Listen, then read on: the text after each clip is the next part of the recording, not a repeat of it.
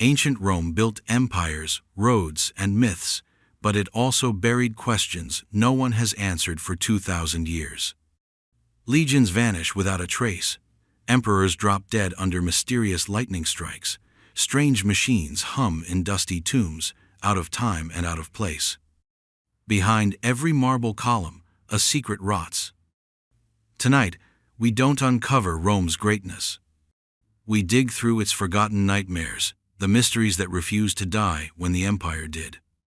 Welcome to Unexplained Ancient Rome Mysteries. So, before we march into the ruins and scrape the dust off forgotten sins, take a moment. Subscribe, like, or leave a comment below because trust me, you're going to have thoughts by the time we're done here. And if you don't, well, maybe you're already part of the mystery. Now, let's begin. The disappearance of the 9th Legion. It began, as these things usually do, with too much confidence. The Romans had marched into Britain under the great banners of conquest, thinking they were simply teaching some uncivilized tribes the art of submission.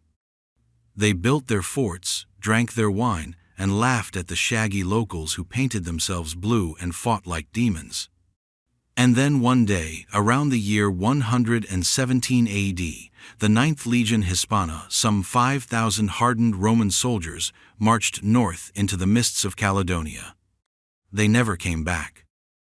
No official record tells the ending, no triumphant return, no desperate final message, no mass graves, no surrendered standards. Nothing. The 9th Legion, veterans of countless brutal campaigns, vanished. The 9th had a reputation. They were Rome's enforcers in the bleak places, the ones you sent when diplomacy failed and fire was the only language left. They had bled their way across Hispania and Germania, crushed Boudicca's rebellion, and left whole villages smoking in their wake. These were not green boys. These were men whose shields told stories of violence so thick you could smell it on them. And still, the wilderness swallowed them. The Caledonian tribes, fractious, tribal, barely literate, somehow managed what no standing army had before, or so the story goes. But here's the twist. No tribe ever bragged about it. In a world where victories were sung around fires and victories over Rome were worth 1,000 legends, the silence of the northern tribes is deafening. No captured Roman standards. No heads on pikes parades. No saga of the day we destroyed a Roman legion. If you think that's normal, you're not paying attention. When something this big happens and nobody claims it, it usually means either A, they're too scared to, or B, it didn't happen the way you think it did. The respectable men with spectacles and grants will tell you it's simple. The 9th marched north, got ambushed, and wiped out. The survivors were absorbed or enslaved. Life moved on. Sure, that's tidy, that's safe. Except there's a problem. Archaeology never found a mass battlefield. No Roman grave markers. No mass Caledonian artifacts nearby. You lose 5,000 men in the bogs and forests. You find something eventually: bones, shields, helmets, coins. But decades of digging have turned up a grand total of vague rumors and disappointment. So the scholars, always allergic to mystery, invented another theory. Maybe the 9th wasn't wiped out at all. Maybe they were quietly transferred to the eastern frontier. Maybe they died fighting Parthians in some forgotten skirmish. Except there are no Parthian battle records mentioning the 9th. And Rome loved its paperwork. You don't just forget an entire legion. Unless someone wanted it forgotten. Later, Roman historians like Fronto, who had no personal love for uncomfortable truths, write cryptically about serious losses in Britain around this time. Hadrian, who would soon order the construction of his famous wall, seemed awfully obsessed with locking Britain down just after the 9th disappeared. Almost as if he realized something up north wasn't just unruly, it was existential. Something had shaken Rome's confidence. But it's not just the political silence that's suspicious, it's the pattern of replacement. Right after the ninth vanishes, new legions are stationed in Britain. Forts are reinforced. Recruitment posters pop up like bad graffiti. Walls, literal ones, start getting built. It smells less like business as usual and more like emergency cover-up. Imagine it. The invincible Rome gets gut-punched by a force they barely understand. Rather than admit it, they erase it. They send new soldiers, they rewrite records, they build walls, and pretend the last batch of warriors never existed. That's Rome for you. If you lose badly enough, you don't just lose, you become a secret. Today, the mystery of the Ninth Legion has bled into novels, movies, wild conspiracy theories, and weepy History Channel specials. They'll show you shots of misty Scottish hills and actors with fake beards, fighting to the death in slow-motion mud. They'll talk about heroic last stands and forgotten massacres. What they won't tell you is that the most chilling explanation is also the simplest. Maybe the Ninth wasn't defeated. Maybe they switched sides. Desertion on a grand scale wasn't unheard of in late-stage Rome. If you're stationed at the end of the world, betrayed by your generals, hated by the locals, and abandoned by your emperor, well, loyalty's a thin curtain over a lot of rage. Imagine a grim band of once proud Romans, bloodied, mutinous, realizing they had a better chance with the barbarians than with the Senate. Maybe they marched into the mist and simply kept marching. Not dead, not defeated, just changed. But the real terror? It's that nobody came looking for them. Not one punitive expedition. Not one rescue party. Not one furious revenge mission. In a system that burned entire cities for smaller slights, Rome shrugged and built a wall. As if they already knew the men they lost weren't theirs anymore. And that leaves a question hanging over the centuries, like the low mist over the Scottish moors. If 5,000 of the most disciplined killers in the world could simply vanish, what else was waiting out there in the dark? Speaking of things hidden in the fog, our next mystery involves an emperor, a thunderstorm, and a death so convenient it practically begged for divine intervention. Stay close.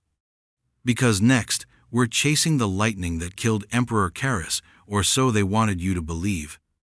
The death of Emperor Carus. If you were writing a bad novel about the death of a Roman emperor, you might be tempted to go big: poisoned grapes, an assassin in the bathhouse, a dramatic final curse hurled across the Senate floor. But history, as always, refuses to cooperate with your thirst for theatrics. Instead, it hands you something far more unsettling: Emperor Carus, healthy and victorious, dropping dead in his tent during a thunderstorm. Cause of death? Officially, struck by lightning. Which sounds suspiciously poetic for a man whose entire reign was balanced precariously between divine approval and the overwhelming stench of military opportunism. Carus wasn't supposed to be emperor at all. He was a career soldier, one of those grizzled veterans who rose up through blood and grit rather than noble lineage. When he took the throne in 283 AD, it wasn't because the Senate loved him or the gods blessed him. It was because Rome had run out of better options. He marched east against the Persians, cut through them like a bad fever, and camped triumphantly on the Tigris River, a man poised to carve a new legacy into the crumbling bones of the empire. And then, without warning, dead. Some scribes dutifully recorded the lightning strike explanation, probably while keeping very straight faces and nodding solemnly. Divine wrath, they whispered. The gods had smote him. Natural cause. Next emperor, please. Move along, citizens, nothing to see here. Except. Nobody else in the tent was harmed. No charred earth, no shattered artifacts, no descriptions of the tent exploding into divine fire. Just Carus, dead, neatly, conveniently. And oh, what a blessed convenience it was. His two sons, Carinus and Numerian, were instantly elevated as joint emperors. The army, too exhausted or too cynical to argue, accepted this sudden inheritance without much noise. No civil war, no rebellion, just a smooth, bloodless transfer of power. Almost as if it had been planned. There's a cynical little rule that historians whisper when they think nobody's listening. When the official story is too dramatic to be true, it's because it isn't, and struck by lightning ranks right up there with accidentally stabbed himself 14 times in the back on the suspicious deaths bingo card. So, who really killed Karis? Start with the basics. Motive, means, opportunity. His sons had everything to gain. Their handlers, powerful generals, and administrators had even more. Karis had been a man of action, not diplomacy, and Rome at the time was less a political machine and more a rotting carcass being fought over by wolves. A strong emperor was bad news for the middlemen who preferred things a little more negotiable. And there's something else, something darker hiding just under the surface of the lightning story. Rome loved to frame certain deaths as divine punishment. It wasn't enough for your enemies to die. They had to be publicly humiliated, morally discredited, metaphysically annihilated. A lightning strike, that's not murder, that's judgment.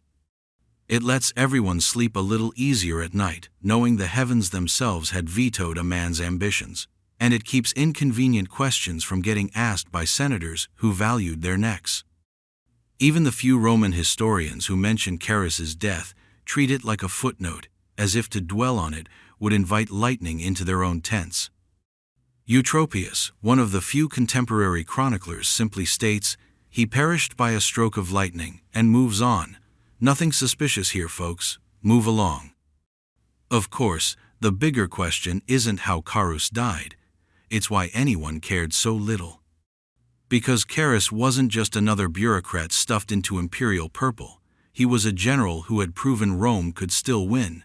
In an empire rapidly eating itself alive from within, that was dangerous knowledge.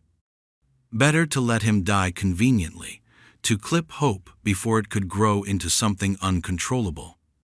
Karis represented a Roman fantasy, that the old ways still worked, that military virtue could still save the empire. His death, sudden, unexplained, sanitized, sent a clear message. Those days were over. The machine had moved on. The empire didn't need saviors, it needed managers. And so Karis was struck down by lightning, mourned in obligatory speeches, and quietly deleted from any serious attempt at myth-making. No grand monuments, no songs. Just the sigh of bureaucrats closing the file. But if you tilt your head just right, you can still hear it, the distant rumble of a storm that might not have been a storm at all. They say lightning never strikes the same place twice, maybe because the first time, it isn't lightning at all. Which brings us, naturally, to another fire that refused to behave, a fire so big, so devastating, and so suspicious that it rewrote the soul of Rome itself. Stay close, because next, we're stepping into the smoke and ash of the Great Fire of Rome, and asking who, exactly, lit the match. The Great Fire of Rome. You'd think that if your city caught fire and burned for 9 days, someone would have seen who started it. Someone would have at least remembered the moment when a match was struck, when a torch was thrown, when a house began to scream. But this is Rome. We're talking about a city built on myths, maintained by silence, and perfected by plausible deniability. The Great Fire of Rome erupted in July of 64 AD and tore through 2/3 of the imperial capital like a monster with no leash.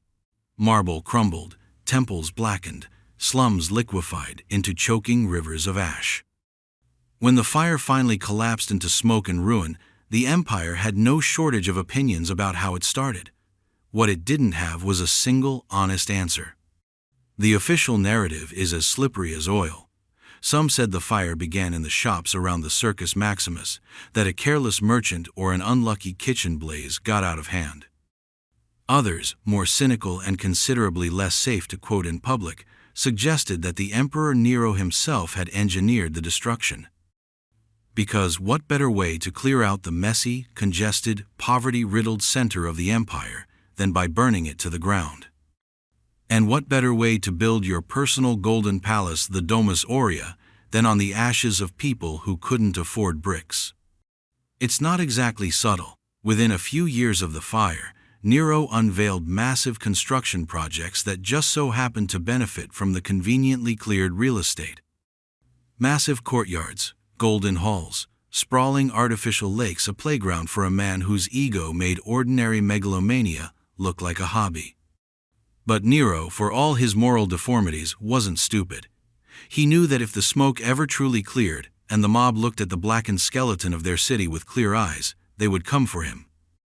So he did what every corrupt ruler since time immemorial has done. He found a scapegoat. Enter the Christians. A weird, defiant little cult at the time, hated by the masses for refusing to participate in Rome's sacred festivals and generally being stubborn killjoys. Nero pointed a soot-stained finger at them and declared them guilty of arson, sacrilege, and probably whatever else could be printed on a poster. Thousands were arrested, tortured, and executed in public displays that would make modern horror movies look like bedtime stories. The narrative was neat, the execution was brutal. The truth, naturally, was nowhere to be found. Because if Nero didn't start the fire, and that's still a big if, then who did? Accidental fires weren't rare in ancient cities, but the Great Fire behaved strangely. It spread with almost military precision, leaping across fire breaks, gutting specific neighborhoods, sparing others. Entire swaths of the city, including the lavish homes of certain well-connected senators, somehow survived untouched while poorer districts were erased. It wasn't a fire, it was a reorganization. Some scholars today suggest that the fire may have been started, or at least encouraged, by factions within the Roman aristocracy, each with their own land deals, debts, and grudges to burn away. Others whisper about economic warfare, about targeted destruction designed to liquidate assets, destroy evidence, or simply rebalance the scales. And always lurking at the edges of the debate, there's the darker thought. Maybe the fire was an accident. Maybe it was fate. Maybe it was just the natural consequence of cramming 1 million humans, wooden tenements, and open flames into a city designed by madmen. But Rome didn't believe in accidents. Rome believed in gods, omens, and human treachery. So the city rebuilt, stronger, cleaner, more organized, and more deeply haunted. Laws were passed requiring wider streets, better fireproofing, more watchmen. But no law could scrub away the lingering smell of betrayal. No legislation could patch the cracks that had been burned into Rome's collective memory. Even Tacitus, the famously sour historian who hated Nero with the cold passion of a man writing from exile, admitted that the real truth behind the Great Fire might never be known. Which, coming from Tacitus, is practically an admission of defeat. And that leaves us standing in the ruins, asking the same questions Rome asked herself 2,000 years ago. Who profits from a city in flames? Who builds palaces atop the ashes? And when everything you know burns to the ground, how do you tell the difference between justice and revenge? Or maybe you don't. Maybe you just rebuild and hope the next fire takes someone else. Because sometimes the greatest mysteries aren't about what started the fire. They're about what it tried and failed to destroy. And speaking of things that were supposed to be myths but refused to die, next, we'll chase the oldest lie of them all, the story of Romulus himself, the man who founded Rome, or maybe never existed at all. Stay close. The truth gets blurrier the closer you get to the beginning. The identity of Romulus. Every city needs a beginning. Rome, being Rome, needed something bigger, something blood-soaked, God-kissed, and impossible to question without risking a knife between your ribs. So they gave themselves Romulus. Half man, half legend, raised by wolves, crowned by destiny. The kind of origin story you get when nobody is around to argue and the people who were get buried under the new foundation stones. But even from the beginning, the story of Romulus feels wrong. Too clean, too theatrical, too suspiciously convenient. According to the official script, Romulus and his twin brother Remus were the abandoned sons of a Vestal virgin, and the war god Mars, a claim that smells like a desperate legal defense, but was accepted with the kind of solemn nodding usually reserved for tax audits and funeral speeches. They were left to die by a jealous king, rescued by a she-wolf, and eventually grew up to reclaim their birthright by naturally killing the king, founding a new city, and then getting into a fatal argument over who got naming rights. Romulus, being a man of decisive action and very little patience, solved the dispute by murdering his brother. And thus, Rome was born through fratricide and wolf's milk. A fitting beginning for an empire that would perfect the art of killing your way to the top. But when you start digging not into the myth, but into the mess underneath it, the story falls apart faster than a Roman truce. First, the names. Romulus is suspiciously perfect for a man who supposedly existed before Rome had a name. It's like finding a guy named Americus wandering around the forests of pre-Columbian America. Scholars like to point out that Romulus could have been a back formation, a name invented after the fact, patched together from the name of the city itself, given flesh by generations of desperate mythmakers. Second, the she-wolf. Ancient Latin slang being what it is, lupa, didn't just mean wolf, it was also a popular term for a prostitute. Which means the famous image of two babies suckling a noble she-wolf might have started as a much dirtier, much sadder story about abandoned children nursed back to life by a woman of the streets. Rome, in other words, wasn't founded by divine wolves. It was founded by survivors, by orphans, by outcasts. And somebody, somewhere, decided that sounded too real, too raw, so they gave it fur and fangs, and handed it to history wrapped in myth. Third, the death of Romulus himself. He doesn't just die, he disappears. One day, during a thunderstorm, Romulus is reviewing his army when a sudden, supernatural darkness falls. Thunder shakes the earth. When the light returns, Romulus is gone. Whisked away by the gods, say the official versions. Murdered by his own senators, say the versions whispered in back alleys. Because Romulus, like every founder who sticks around too long, became inconvenient. A living god is useful. A breathing, scheming man who remembers the blood he spilled to get there, less so. The political theory is simple. The Senate, increasingly tired of Romulus acting like a king when they very much wanted him to act like a figurehead, used the storm as cover.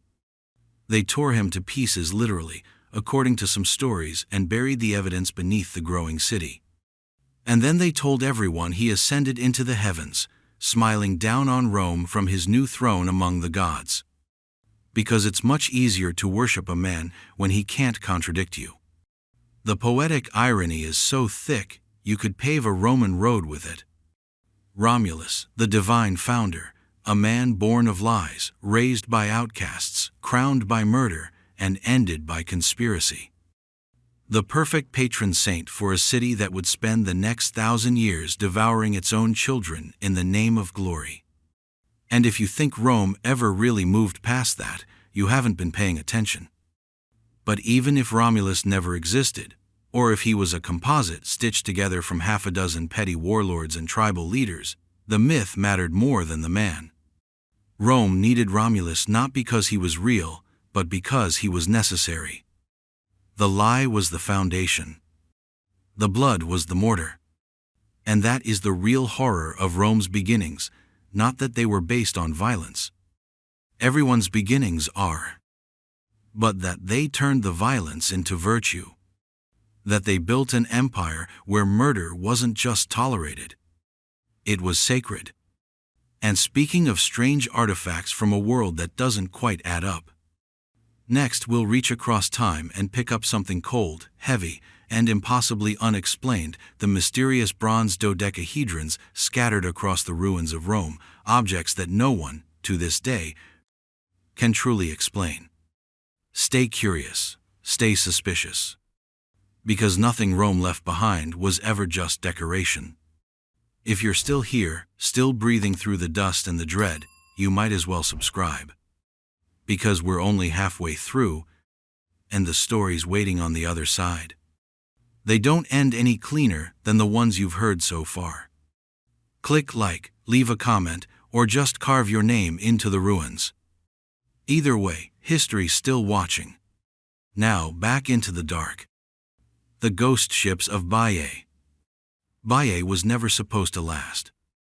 Even while it lived, it was rotting a playground for the powerful, a place where senators and generals went to dissolve themselves in wine, sun, and scandal.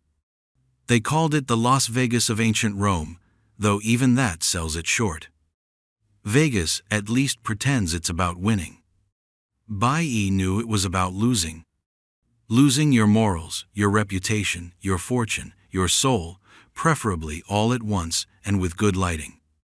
Built along the volcanic coastline of Campania, Baiae floated on hot springs and dangerous pleasures. Everything there was a little too unstable, a little too luxurious, a little too ready to fall into the sea.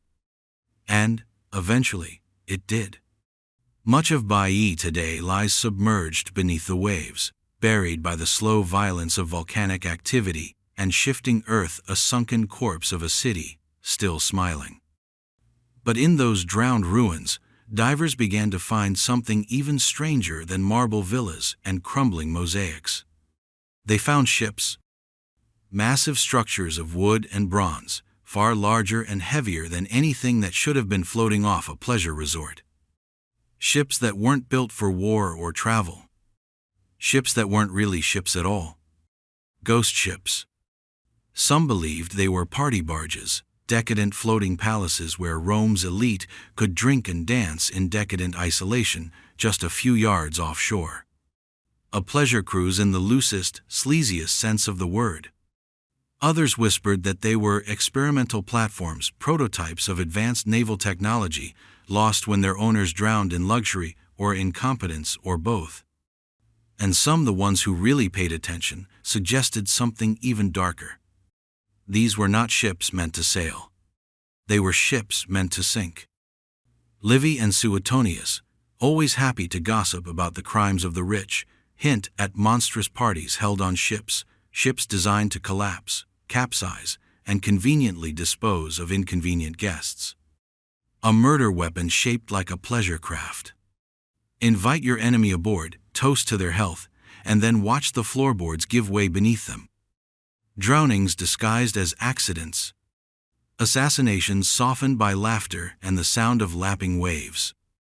One infamous example. Agrippina the Younger, mother of Nero, survived just such a murder attempt. Her son, that cheerful pyromaniac in training, arranged for a special boat to carry her home after a reconciliatory dinner. The ship's ceiling was designed to collapse and crush her. When that failed, the hull was engineered to split and sink. When that failed too, Agrippina simply swam to shore, drenched, furious, and very much alive for a few months, anyway. The ghost ships of Baiae might be the remnants of that kind of design. Crafts that were never meant to explore, never meant to return. Floating death traps disguised as party favors. And yet, when you look at the remains, you find craftsmanship that feels almost reverent. Carved wood, delicate fixtures, bronze fittings too fine for mere slaughter. As if whoever built them believed they were creating something beautiful even in the service of something monstrous. Maybe that's the real horror. Rome didn't just corrupt virtue. It corrupted beauty. It turned the arts into weapons, pleasure into politics, life into a long, slow drowning where you applauded even as the water filled your lungs. Today, Baiae's sunken ruins are a tourist attraction. You can rent glass-bottom boats to float over the crumbling mosaics. The water is clear, the sun is warm. It's easy to forget what those stones and timbers once meant. Easy to pretend that the empire's most powerful men didn't plot murders between sips of watered wine. Easy to pretend that the sea didn't swallow 100 little betrayals and leave their skeletons for the divers to find. But if you dive deep enough, you'll see it. The silent shape of something that was never supposed to be found. A party that ended with a splash, a scream, and a permanent invitation to the bottom of the bay.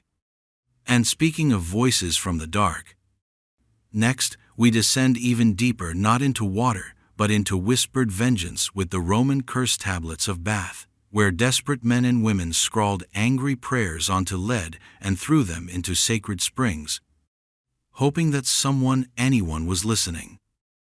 Be careful what you wish for. Rome was never good at mercy. The ghost ships of Baiae. Baiae was never supposed to last. Even while it lived, it was rotting, a playground for the powerful, a place where senators and generals went to dissolve themselves in wine, sun, and scandal. They called it the Las Vegas of ancient Rome, though even that sells it short. Vegas at least pretends it's about winning. Baiae knew it was about losing. Losing your morals, your reputation, your fortune, your soul, preferably all at once and with good lighting. Built along the volcanic coastline of Campania, Baiae floated on hot springs and dangerous pleasures. Everything there was a little too unstable, a little too luxurious, a little too ready to fall into the sea. And, eventually, it did. Much of Baiae today lies submerged beneath the waves, buried by the slow violence of volcanic activity and shifting earth, a sunken corpse of a city, still smiling. But in those drowned ruins, divers began to find something even stranger than marble villas and crumbling mosaics. They found ships. Massive structures of wood and bronze, far larger and heavier than anything that should have been floating off a pleasure resort. Ships that weren't built for war or travel. Ships that weren't really ships at all. Ghost ships. Some believed they were party barges, decadent floating palaces where Rome's elite could drink and dance in decadent isolation just a few yards offshore. A pleasure cruise in the loosest, sleaziest sense of the word. Others whispered that they were experimental platforms, prototypes of advanced naval technology, lost when their owners drowned in luxury or incompetence or both. And some, the ones who really paid attention, suggested something even darker. These were not ships meant to sail. They were ships meant to sink. Livy and Suetonius, always happy to gossip about the crimes of the rich, hint at monstrous parties held on ships designed to collapse, capsize, and conveniently dispose of inconvenient guests. A murder weapon shaped like a pleasure craft. Invite your enemy aboard, toast to their health, and then watch the floorboards give way beneath them. Drownings disguised as accidents. Assassinations softened by laughter and the sound of lapping waves. One infamous example. Agrippina the Younger, mother of Nero, survived just such a murder attempt. Her son, that cheerful pyromaniac in training, arranged for a special boat to carry her home after a reconciliatory dinner. The ship's ceiling was designed to collapse and crush her. When that failed, the hull was engineered to split and sink. When that failed too, Agrippina simply swam to shore, drenched, furious, and very much alive for a few months, anyway. The ghost ships of Baiae might be the remnants of that kind of design. Crafts that were never meant to explore, never meant to return. Floating death traps disguised as party favors. And yet, when you look at the remains, you find craftsmanship that feels almost reverent. Carved wood, delicate fixtures, bronze fittings too fine for mere slaughter. As if whoever built them believed they were creating something beautiful even in the service of something monstrous. Maybe that's the real horror. Rome didn't just corrupt virtue. It corrupted beauty. It turned the arts into weapons, pleasure into politics, life into a long, slow drowning where you applauded even as the water filled your lungs. Today, Baiae's sunken ruins are a tourist attraction. You can rent glass-bottom boats to float over the crumbling mosaics. The water is clear, the sun is warm. It's easy to forget what those stones and timbers once meant. Easy to pretend that the empire's most powerful men didn't plot murders between sips of watered wine. Easy to pretend that the sea didn't swallow 100 little betrayals and leave their skeletons for the divers to find. But if you dive deep enough, you'll see it. The silent shape of something that was never supposed to be found. A party that ended with a splash, a scream, and a permanent invitation to the bottom of the bay. And speaking of voices from the dark, next we descend even deeper, not into water, but into whispered vengeance with the Roman curse tablets of Bath, where desperate men and women scrawled angry prayers onto lead and threw them into sacred springs, hoping that anyone was listening. Be careful what you wish for. Rome was never good at mercy. The curse tablets of Bath. If you wanted revenge in ancient Rome, you didn't hire a thug. You didn't stage a loud, dramatic confrontation in the middle of the forum. No, you whispered. You plotted. And then, if you were truly desperate, you wrote your rage onto a scrap of lead, cursed your enemy's bloodline to shrivel like rotten figs, and hurled it into a sacred spring, hoping that whatever gods lingered in the dark were still awake enough to notice. That's what they found in Bath. Not the sanitized tourist version Jane Austen tea rooms, polite lines at the Roman baths.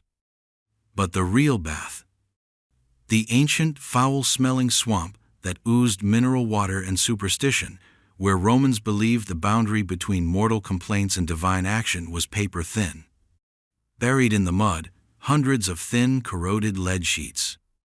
Each one scrawled with the desperate, angry handwriting of men and women who had nowhere else to turn. At first glance, they seem almost laughable. A missing cloak, a stolen pair of sandals, a few lost coins.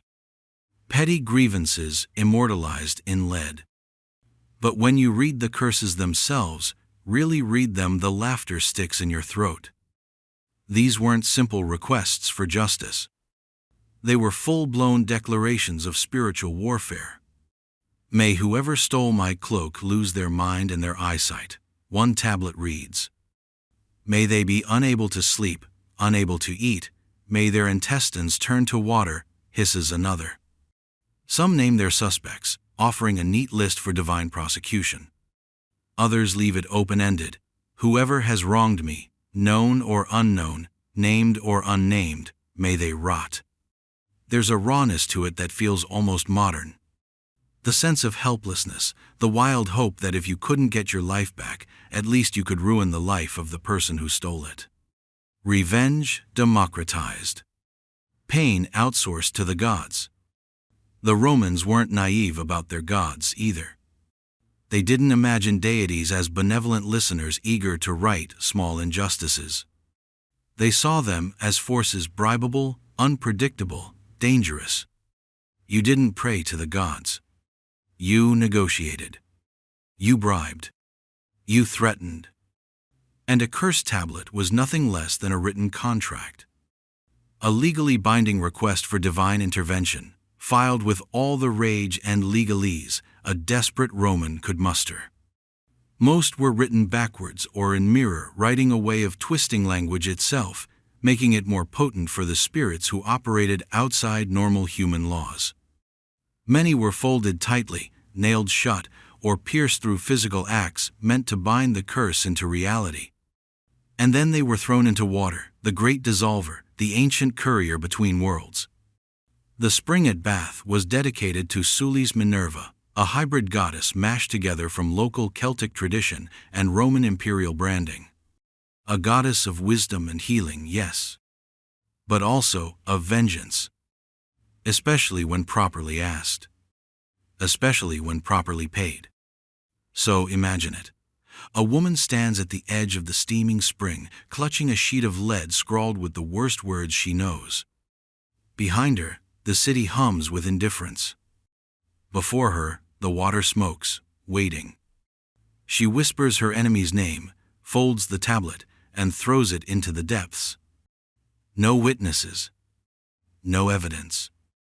Just faith, rage, and the slim hope that somewhere beneath the ripples, something old and patient was listening.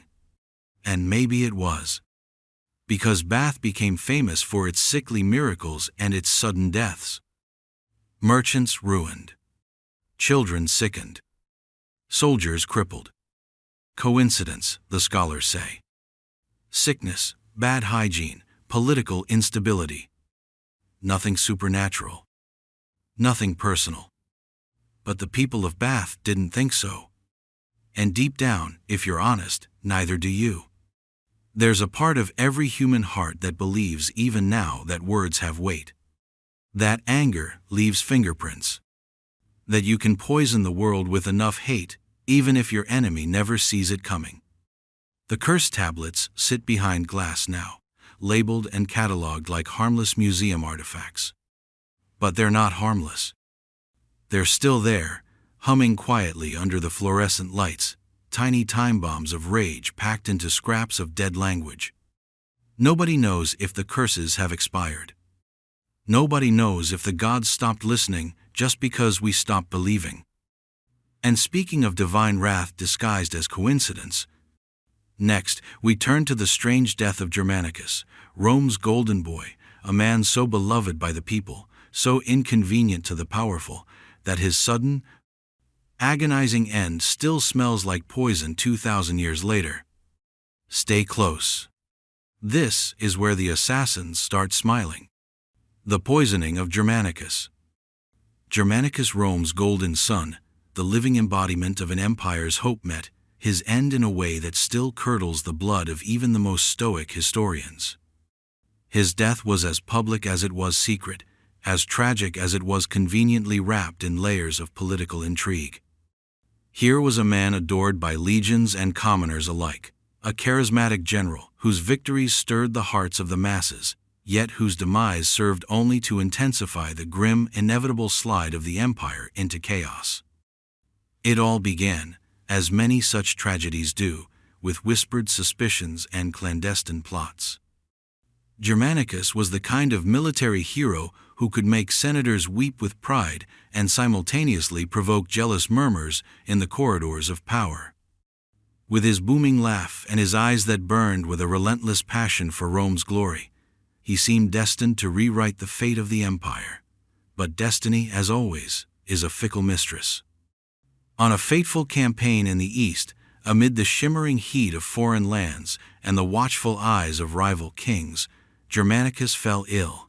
At first, it was dismissed as one among many fevers that plagued the legions.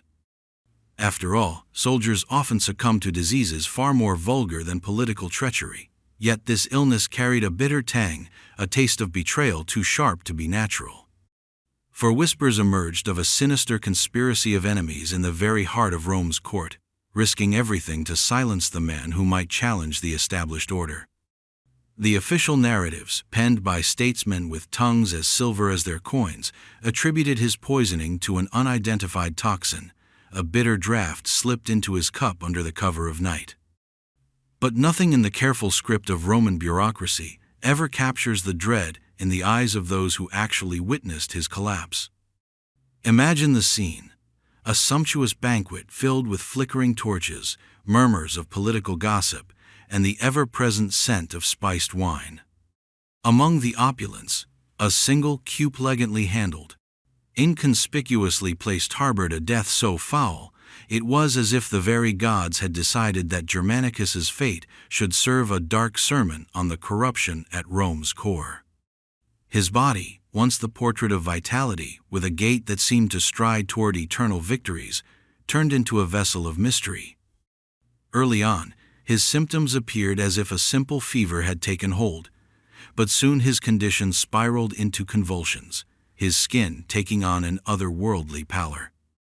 In the final moments, as he lay gasping for breath amidst the lavish decadence of the banquet hall, whispers swirled around like restless spirits' whispers, suggesting that the poison was not of earthly make, but contrived by those who understood the darker alchemy of power.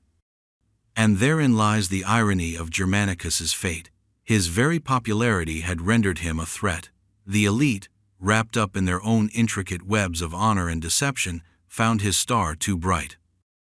For in a world where ambition was as omnipresent as the dust on an unwashed toga, a man with such unyielding magnetism could overturn the delicate balance of power. His death masked as a tragic accident of health was, in truth, a calculated act of political annihilation. The poison was not random, it was a message. In a language too subtle for the masses but understood by those who maneuvered behind the marble facades of the Senate, it said, "Even the gods cannot save you from the consequences of ambition." The aftermath of his demise was a paradox of sorrow and opportunism. Mourning swept through the legions. Soldiers who had marched with him wept openly, their eyes reflecting the fiery resolve of a leader taken too soon. Yet in the corridors of power, the reaction was one of guarded relief. Germanicus, in life, had embodied the rebellious spirit that could inspire uprisings and unsettle established loyalties.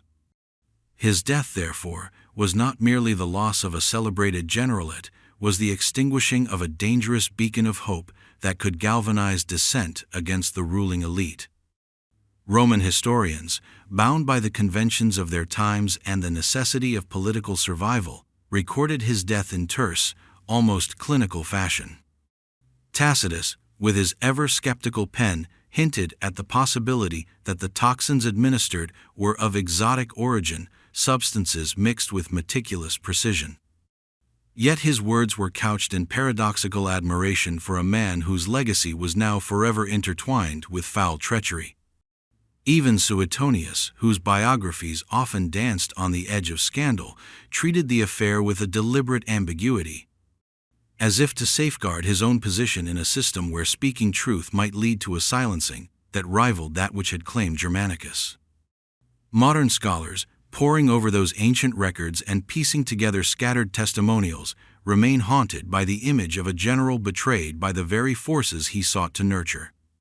They draw uneasy parallels between the political machinations of his time and those of any other era where power thrives on the downfall of its most promising challengers. For in many respects, Germanicus's poisoning is a story as timeless as it is tragic, a reminder that in the labyrinthine heart of an empire, loyalty is often nothing more than a mask worn to hide treachery. Some argue that the method of his poisoning was as advanced as the schemes of the political architects behind it. The toxin, derived perhaps from rare herbs or manufactured in clandestine workshops under the watchful eyes of alchemists, was a masterpiece of subterfuge. It was designed to mimic natural illness, to confound even the most experienced physicians of the time. In a world where miracle cures were whispered about but seldom seen, the slow, insidious progression of his symptoms led many to believe that fate itself had played a cruel hand. But fate, in this instance, was hardly natural. It was engineered meticulously, layer upon layer, until not even the gods could decipher its true meaning. The very architecture of power in ancient Rome allowed such dark deeds to flourish. Beneath the veneer of order and civic duty, ambition burned hot and bright, often with an intensity that reduced human compassion to ashes. In secret chambers, under the guise of camaraderie and shared purpose, conspiracies were hatched. Germanicus, despite his personal virtues, was caught in the crossfire of rival factions. His qualities, a threat to those who depended on an empire built on the slow corrosion of traditional values. The silence of his colleagues, the immediate dismissal of his symptoms by imperious dignitaries, and the rigid execution of the public narrative all suggest that his poisoning was less an act of random cruelty and more a deliberate move in the endless chess game of imperial politics. As the empire reeled from his loss, the people clung to the memory of Germanicus as a symbol of everything pure and untainted, a beacon of what Rome might have been if only it could escape the grip of corruption. His name echoed in the soldiers' songs, passed down in hushed tones by those who remembered a time when a man could still inspire hope without having to kowtow to the whims of a twisted power structure. His death was a wound in the collective Roman psyche, a blemish on an otherwise glorified legacy, and perhaps most importantly, a warning to others who might dare to defy the ruling order. And yet, in the midst of this calculated betrayal, the mystery lingers like a venomous aftertaste. The precise ingredients of the lethal concoction have been lost to time, along with the identities of those who mixed the perfect recipe for treachery. Some pieces of the puzzle emerge only faintly, an inscription here, a whispered rumor there, but the full picture remains maddeningly out of reach. Germanicus's final days are shrouded not only in the mists of an ancient conspiracy, but also in the recognition that even in death, the ambitions of Rome continued their insidious march. The echo of his demise reverberates into every dark corner of Roman history, a reminder that behind every celebrated triumph lies the potential for a calculated betrayal. The blood of Germanicus may have spilled in a moment of ruthless ambition, but its true taste is born of the endless war waged in the hearts of men who would rather cloak their sins in divine retribution than face the naked truth of their deeds. And so, as the empire descended further into uncertainty, Germanicus became not just a victim of poison, but a symbol, a monument to the idea that sometimes the greatest dangers are not the enemies on the battlefield, but those lurking within the sanctum of power itself. Yet even as we mourn the fall of such a radiant figure, the string of mysteries woven into Rome's labyrinthine narrative draws us ever onward. For if the poisoning of Germanicus reveals the venom of Roman politics, it also opens the door to another enigma, the crumbling legacy of a once mighty repository of knowledge, the Villa of the Papyri. Hidden amidst the ruins and ashes of a decadent world, its charred scrolls whisper secrets that refuse to die. Stay with us, because as dark as betrayal can be, the quest for truth is only just beginning. The Villa of the Papyri. It's one thing for a civilization to fall, it's another for it to leave behind a graveyard full of unopened letters, voices forever trapped just inches out of reach. On the shores of the Bay of Naples, buried under volcanic fury and 2 millennia of forgetfulness, lies the Villa of the Papyri, a sprawling mansion that once belonged to a man so wealthy and so connected that he could afford to hoard entire libraries. Not just books for show, but living, breathing works of philosophy, science, and forbidden knowledge. And then, one day in 79 AD, Mount Vesuvius coughed once, then roared, and the whole thing was swallowed alive. Frozen in place under layers of ash, molten stone, and silence, the villa sat there for centuries like a tomb. Nobody even remembered to mourn. Until the 18th century, when workers digging tunnels under the ruins of Herculaneum accidentally punched through the ceiling of a buried palace. And lying there, eerily preserved, blackened, brittle, fragile, as the wings of dead moths, were scrolls, hundreds of them. Not myths, not statues, not legends. Knowledge. They called it the Villa of the Papyri because it contained something no other Roman ruin had ever offered, a full-blown private library. A treasure trove of words, locked away by disaster and time. But here's the part that curdles your excitement into something more bitter. The scrolls were too badly damaged to read.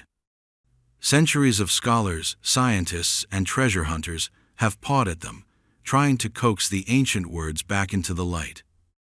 The results? A few tantalizing fragments, a few partial recoveries. Mostly failure. Mostly heartbreak.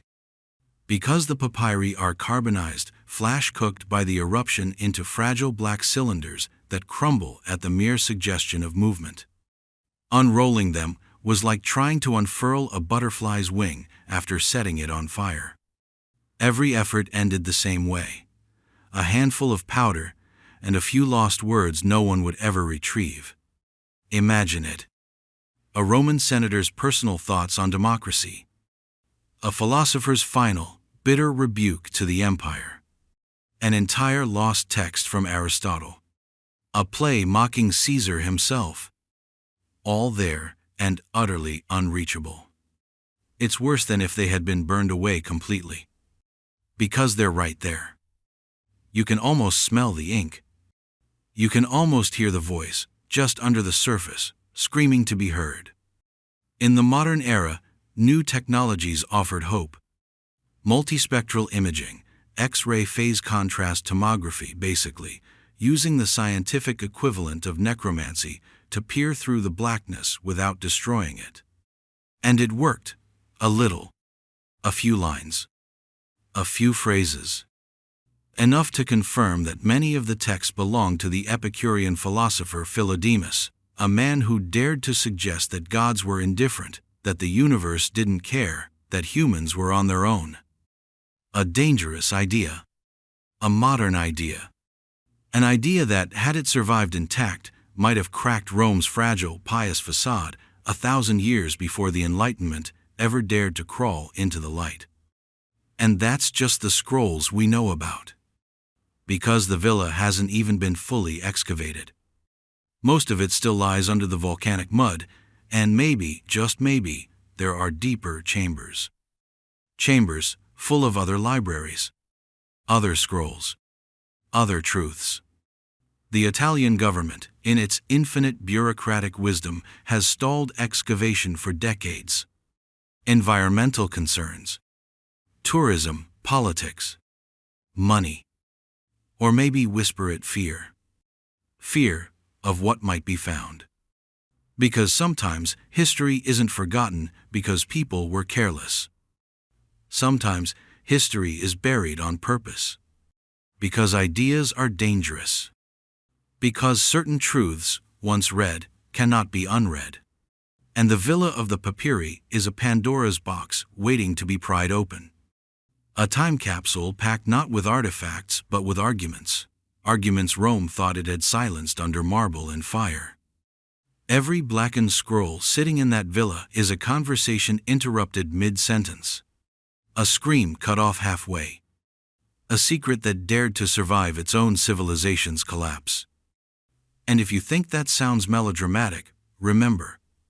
The last time somebody opened a building full of suppressed, inconvenient knowledge, Europe had to invent the Dark Ages to deal with the fallout. The Villa of the Papyri waits. Silent. Patient. Full of ghosts who still want their side of the story heard. And speaking of secrets hiding inside what was supposed to be permanent.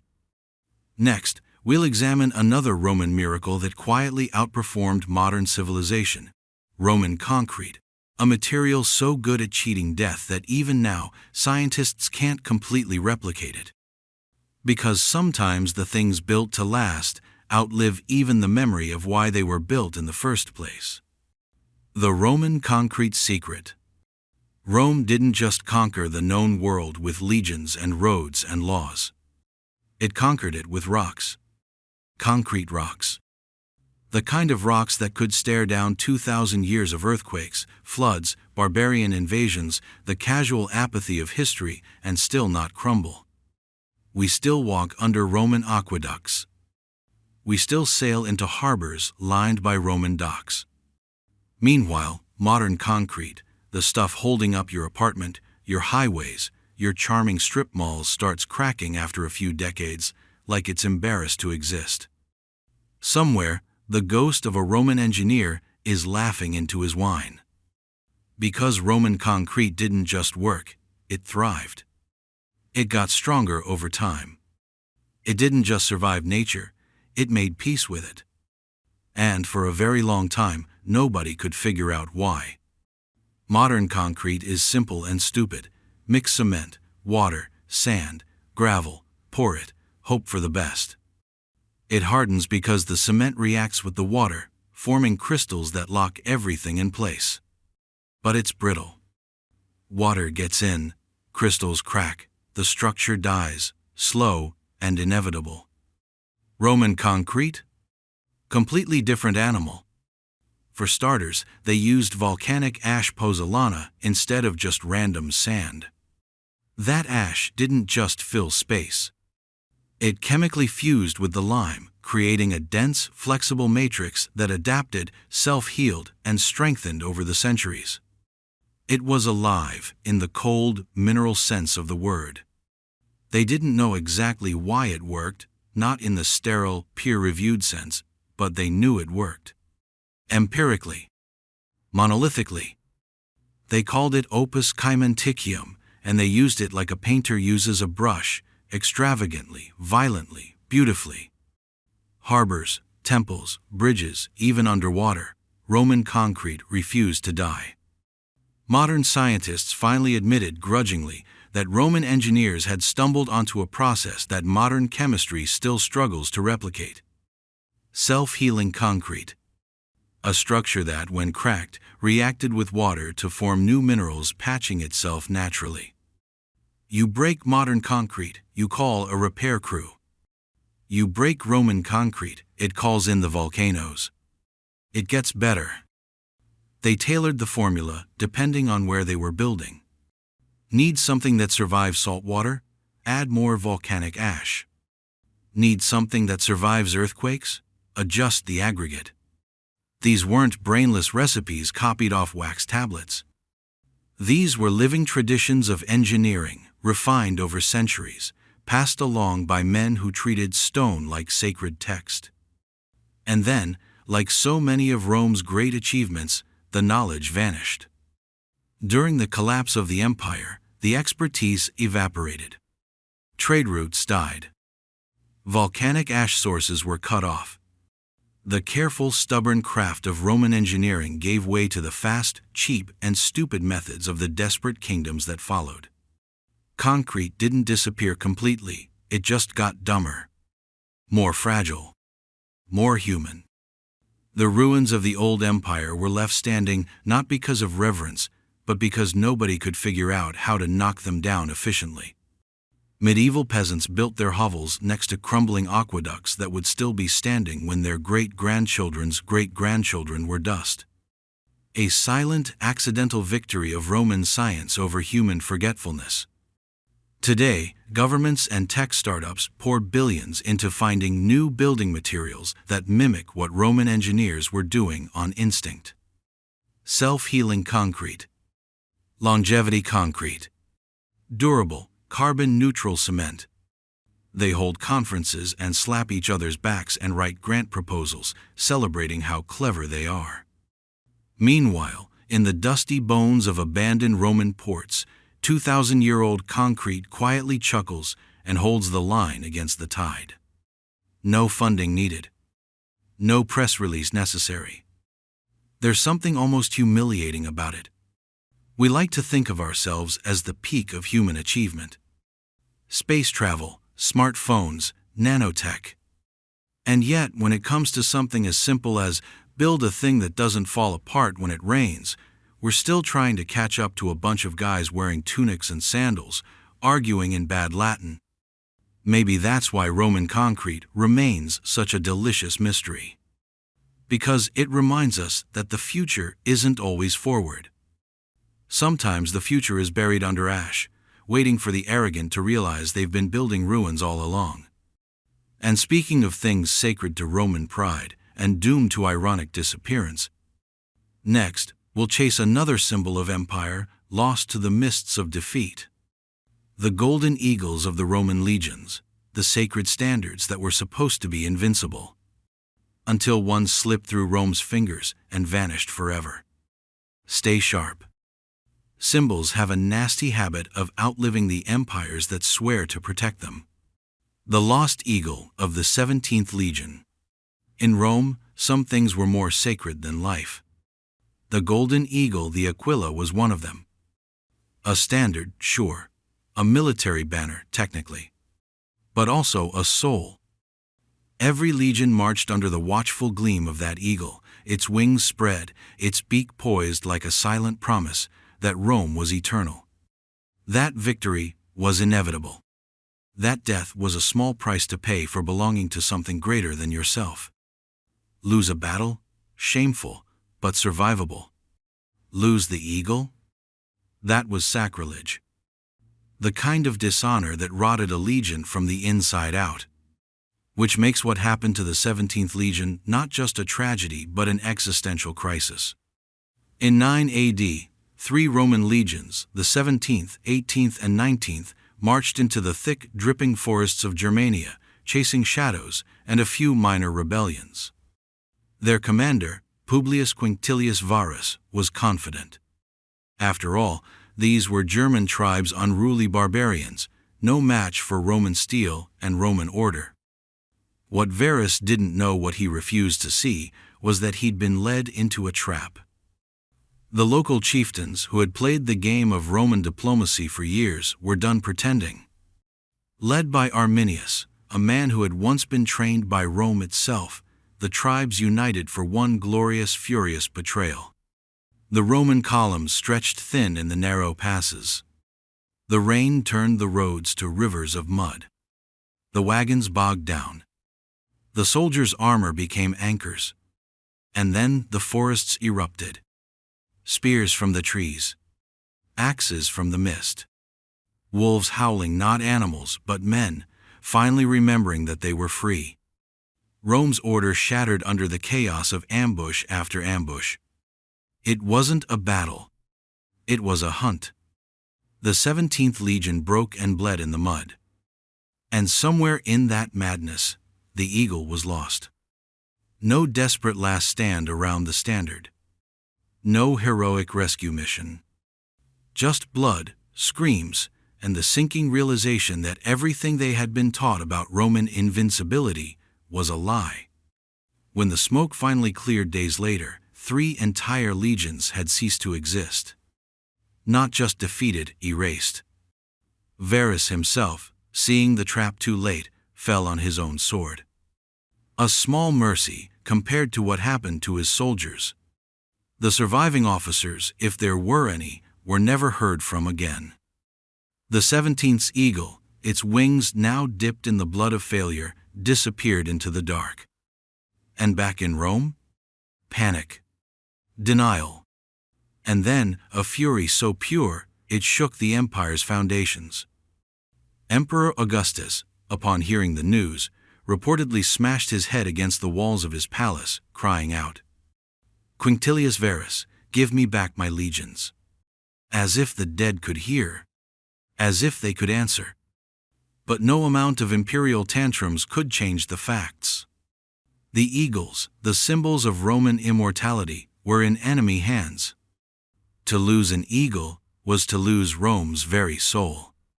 And the Germans knew it. They didn't just capture the standards. They desecrated them. They nailed Roman heads to trees. They sacrificed survivors on altars made of broken Roman swords. They made the forest into a graveyard of empires. For years afterward, Augustus kept a permanent garrison on the Rhine. Not just to hold the line, but to obsessively, desperately, retrieve those lost eagles. Some were recovered. One was ransomed back after a costly campaign. Another was wrestled free by Germanicus himself, the same golden boy whose poisoning we already know ended in betrayal. But the eagle of the 17th? Gone. Completely. As if it had vanished into the mist with the spirits of the dead. No archaeological site has ever yielded it. No triumphant recovery story appears in the dusty scrolls. It was as if Rome itself, in a moment of pure, naked shame, agreed to pretend the eagle never existed. The lost eagle became a symbol not of defeat, but of something worse. Of the limits of Roman arrogance. Of the terrible, inevitable truth that even the mightiest empire can bleed, and once it bleeds, it can die. In the centuries that followed, new legions would rise, new conquests would dazzle. But somewhere, buried under moss and mud, and the unmarked graves of betrayed soldiers, the 17th eagle sleeps. Maybe in a chieftain's tomb. Maybe melted into a sword, a shield, a crude ornament hanging from a forest shrine. Or maybe it's still there, waiting, like a broken promise nobody dares to unearth. And speaking of sudden deaths that should have been simple accidents but somehow weren't. Next, we'll look at another imperial corpse wrapped in layers of political mystery. Drusus the Elder, the golden general who conquered half of Germania, until one day, he fell off a horse and never got up again. Stay close.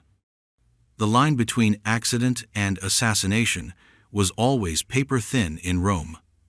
The death of Drusus the Elder. If Rome had such a thing as a favorite son, Drusus the Elder would have worn that title like a laurel wreath. Charming, capable, modest, in an age drunk on vanity, Drusus wasn't just a rising star.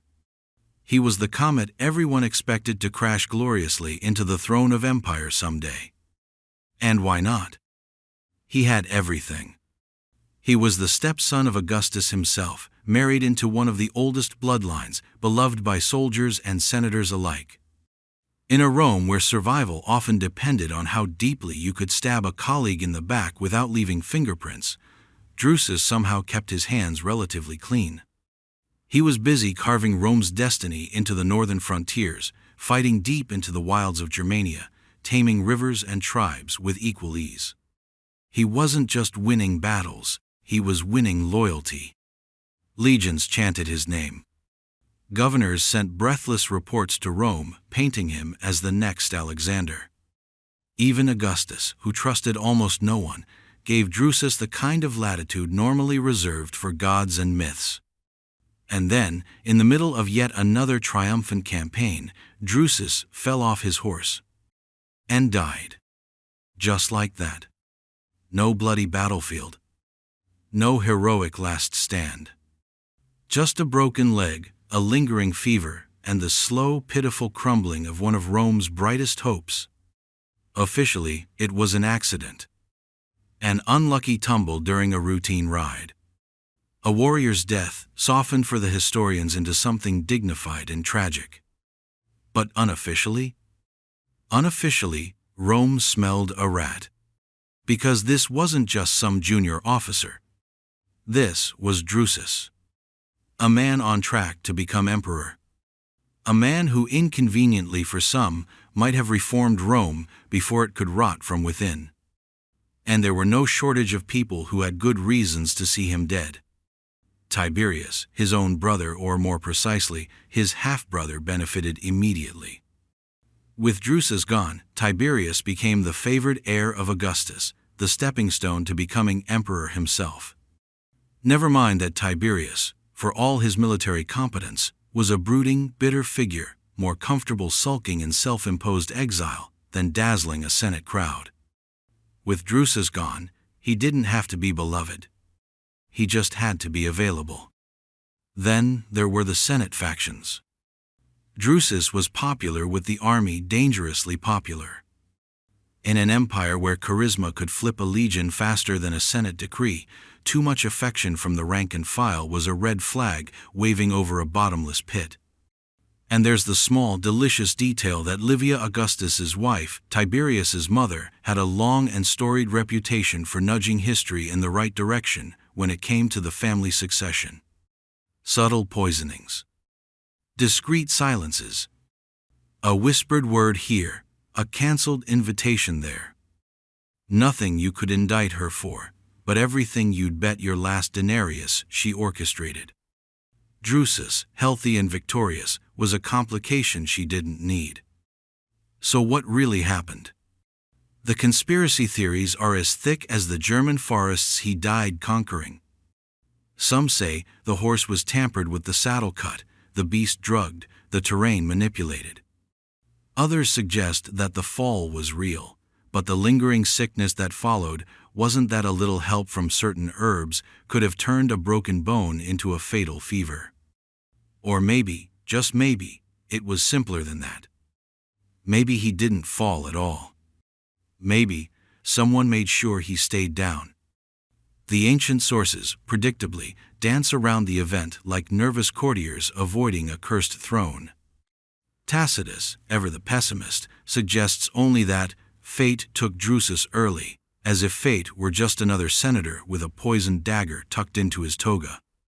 Suetonius, who normally wouldn't hesitate to gossip about a man's bad breath or bedroom habits, barely touches the circumstances of Drusus's death and omission louder than a shout. In the end, Drusus's body was carried back to Rome in solemn ceremony. The city wept. Augustus wept. And behind the tears, the empire shifted just slightly, realigning its future around the void he left behind. Tiberius rose, grumbling and reluctant, into the spotlight. Livia's ambitions continued their slow, iron-fisted climb. And the empire, which might have found a second golden age under Drusus, took one more step toward becoming the paranoid, blood-soaked ghost we know from the darker chapters of history. Sometimes a fall is just a fall. But in Rome, accidents often wore masks stitched from silk and politics. And speaking of hidden meanings stitched into places no one was supposed to notice.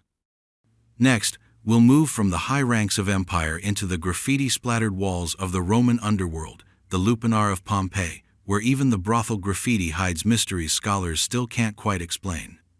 Stay alert. In Rome, even dirty jokes had layers. The mystery of the Lupanar graffiti. In Rome, you learned fast that walls had ears. But sometimes in the wrong parts of town they had mouths, too. Filthy, laughing, vicious mouths that wrote things you couldn't unsee if you tried. The Lupanar of Pompeii, the most famous brothel of the ancient world, was no exception. In a city already dripping with sensuality, the Lupanar was a concentrated shot of Rome's favorite twin sins, appetite and anonymity. Tight stone rooms, small stone beds, erotic frescoes painted with the subtlety of a hammer. It wasn't just a place for pleasure. It was a place for confession. And, most importantly, a place for writing. Because on the walls of the Lupanar, ancient visitors carved graffiti. Dozens of lines, scratched into plaster by passing hands, drunk with lust or loneliness or bitterness or all three. At first glance, it's what you'd expect. Boastful declarations. Snarky complaints. Crude jokes. Human nature preserved under volcanic ash. But look closer, and things get strange. Some of the graffiti seems almost coded. Odd turns of phrase. Bizarre references. Strange, symbolic language that doesn't match the typical Roman graffiti scrawled elsewhere in Pompeii. Successus the Weaver loves the innkeeper's slave girl, whose name is Iris, one reads. Fair enough, ancient Tinder drama. But then there's this. May all who seek love find it, except for those who offend Venus. Passive-aggressive, but still normal. And then, I have written and I have spoken. She has the key. Let none deny me now. Cryptic. Borderline ritualistic. A voice trapped behind code and desperation. Why would a brothel of all places host graffiti that sounds like it belongs in a temple? Why would anonymous travelers scratch secret messages into walls meant for cheap pleasure? Some scholars shrug and call it coincidence. Drunk soldiers, bored merchants, lovers hopped up on bad wine and cheaper dreams. Others, whispering from the fringe, suggest something else.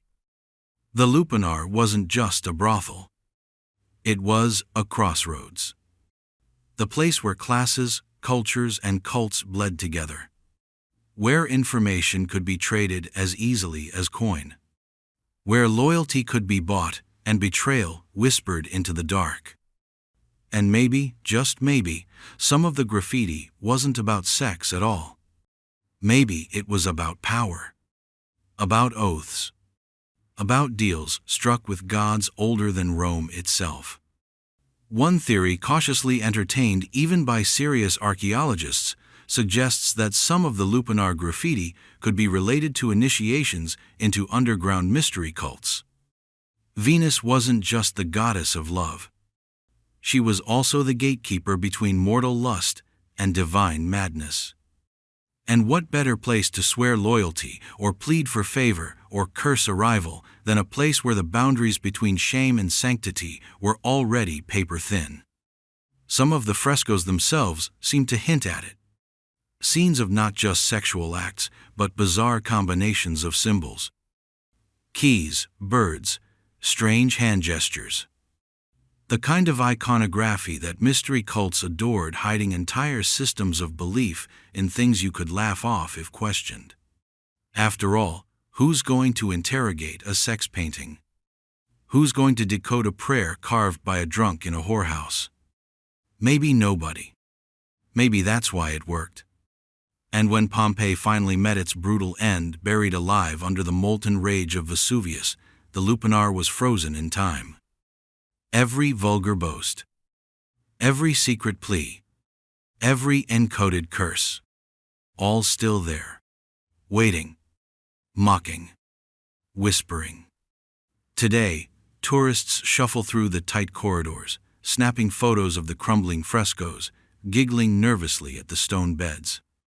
They laugh because laughing is easier than listening. Easier than wondering what those desperate scratched lines meant to the men and women who wrote them, sweating in the dark. Maybe they meant nothing. Maybe they were jokes written by boys who thought they were immortal. Or maybe they were prayers carved by people who knew they weren't. And speaking of things once common and now impossibly rare, next we chase the tragic disappearance of Silphium, the miracle plant of the Roman world, a botanical treasure so prized, so powerful, it was driven to extinction. Or maybe something even stranger. Stay close. Extinction stories rarely end where you think they do. The sudden disappearance of Silphium. There was once a plant so valuable that the Romans stamped its image onto their coins.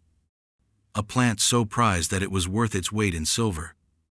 A plant that could heal the sick, spice a stew, and if you believe the whispers, prevent unwanted children with astonishing efficiency. Its name was Silphium, and it vanished so completely that even today, nobody can say exactly what it was, or why it really disappeared. The official story is simple: overharvesting. The Roman appetite for seasoning, for medicine, for control outstripped nature's generosity. The last wild Silphium plant was supposedly plucked and delivered to Emperor Nero himself, who, being Nero, probably either ate it without ceremony or used it to season a terrible poem. But that's the tidy version. The version that makes humanity look merely careless, not complicit. The reality, like everything else Rome touched, is darker. Silphium grew in exactly one place, the narrow coastal strip of Cyrenaica in modern-day Libya. Nowhere else. Botanists tried to transplant it. Farmers tried to cultivate it. Nobody succeeded. It was as if the plant had made a private pact with that one stubborn patch of land and refused to live anywhere else. That made Silphium both precious and perilous. Because in Rome, scarcity wasn't a warning sign. It was a target. Roman doctors praised it as a wonder drug, a panacea for coughs, fevers, stomach problems, love sickness. Roman cooks coveted its rich, bitter flavor for sauces. Roman lovers sought it for reasons that didn't make it onto polite inscriptions, but that everyone understood. Demand skyrocketed. And with demand came profit. With profit came exploitation. The fields of Cyrenaica were plundered like a bank vault cracked open in the night. No time for patience. No time for stewardship. Silphium was worth more dead than alive. But even then, even considering Rome's legendary short-sightedness, the complete disappearance is suspicious. Plants, as a rule, don't go extinct from human appetite alone, not that quickly. Silphium had been around for centuries before Rome even noticed it. It had survived droughts, wars, plagues. It vanished, almost overnight, right when Rome's grip tightened. And that leaves uncomfortable possibilities. Some scholars have suggested that Silphium wasn't simply overharvested. It was deliberately eradicated. Why? Because it was too useful. A plant that gave women control over their bodies in a culture obsessed with lineage, inheritance, and bloodline purity? A plant that could short-circuit the endless Roman obsession with producing heirs and alliances through marriage? A plant that made certain economic models, like forced breeding of slaves, less reliable? Yeah. That's the kind of problem that gets solved. Rome didn't just conquer with swords. It conquered with rules. With structure, with control. Anything that gave individuals, especially women and slaves, private power was a threat. Better to burn the fields, blame the weather, and pretend the miracle had been nature's accident all along. There's no smoking scroll proving it, of course. No senator's diary confessing to botanical genocide. But the speed, the finality, the eerie silence after centuries of fanfare, it all smells wrong. Today, we don't even know exactly what silphium looked like. Ancient descriptions are vague, contradictory. Some say it resembled giant fennel. Others hint at golden flowers, thick stalks, heart-shaped seeds. The coins show an elegant, alien plant, but art lies when money's involved. Modern scientists have spent lifetimes trying to resurrect it, searching the deserts and mountains for a stray survivor, a genetic cousin clinging to some forgotten cliff. They've found candidates, plants that might be distant relatives. But silphium itself? Gone. Or hiding. Because here's the thing about Rome. When it wanted something dead, it was very thorough. And when it wanted the memory of that thing dead, it was even better. The real tragedy isn't just that silphium was lost. It's that nobody alive today even knows what was lost. A cure for diseases we still battle? A tool for freedom we still fight for? A taste so vivid that even emperors wept at its absence? We'll never know. Rome burned the bridge, and then salted the earth behind it. And speaking of strange, secretive cults and forbidden knowledge hiding just under Rome's marble facade. Next, we'll dive into the underground temples of the Mithraic mysteries, a religion so cryptic, so fiercely hidden, that even 2,000 years later, we still can't fully decode what its worshippers were really doing beneath the streets of empire. Stay ready. We're stepping into the dark now, and Rome's shadows run deep. The Mithraic cult underground. Above ground, Rome wore its gods like military decorations. Jupiter thundering from on high, Mars striding across blood-soaked battlefields, Venus lounging in every painted villa. You couldn't swing a laurel wreath without hitting a temple. Piety was public. Religion was theater. The gods were part of the state, the furniture, the brand. But underneath that marble surface, hidden in the damp guts of the city, something stranger thrived. Something older. Something hungrier. The Mithraic cult. Step down into the Mithraeum, the secret sanctuaries of the god Mithras, and you'll find a world that Rome officially acknowledged and deeply feared. Small windowless chambers, carved underground, dimly lit by flickering oil lamps, filled with frescoes and statues depicting strange, unsettling scenes. Mithras slaying a cosmic bull. Mithras shaking hands with the sun. Initiates feasting under stars no Roman astronomer could name. It doesn't look like religion. It looks like conspiracy. The cult of Mithras was exclusive. Invitation only. Male only. Mostly soldiers, merchants, administrators, men whose lives were already deeply enmeshed in the empire's machinery. Men who understood loyalty, secrecy, violence. Joining wasn't a matter of attending a service and putting a few coins in a collection box. It was an ordeal. Initiation rites included simulated drownings, blindfolded pilgrimages, exposure to staged battles, blood rituals that blurred the line between sacrifice and performance. And nobody wrote anything down. No holy books. No gospels. No tidy list of commandments etched in stone. Whatever Mithras promised, whatever deals were struck under the vaulted ceilings of the underground temples, it stayed locked inside the blood and bones of the initiated. Dead men kept the cult's secrets better than living ones ever could. Modern scholars have clawed through the wreckage of collapsed Mithraea across Europe, desperate to piece together what the cult believed. The results are frustrating. Conflicting theories abound. Mithras as a god of light battling cosmic darkness.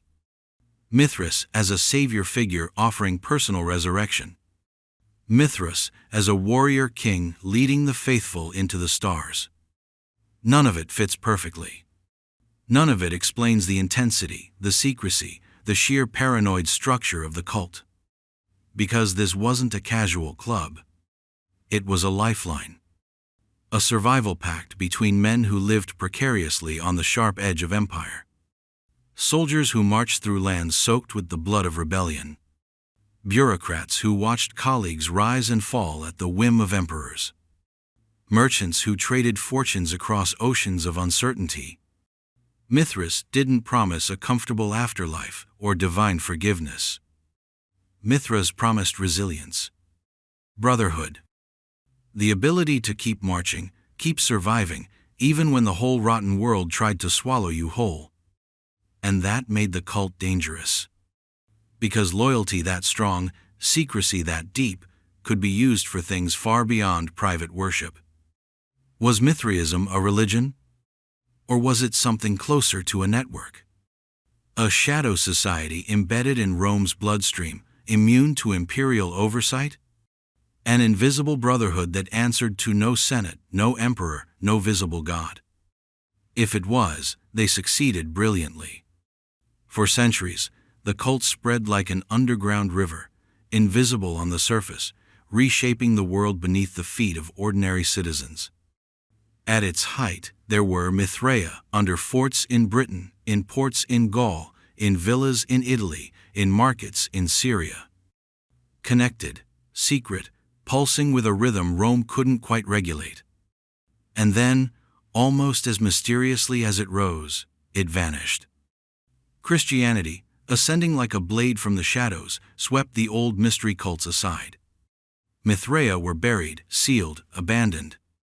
Initiates either converted, fled, or simply went silent. The brotherhood dissolved into dust and legend.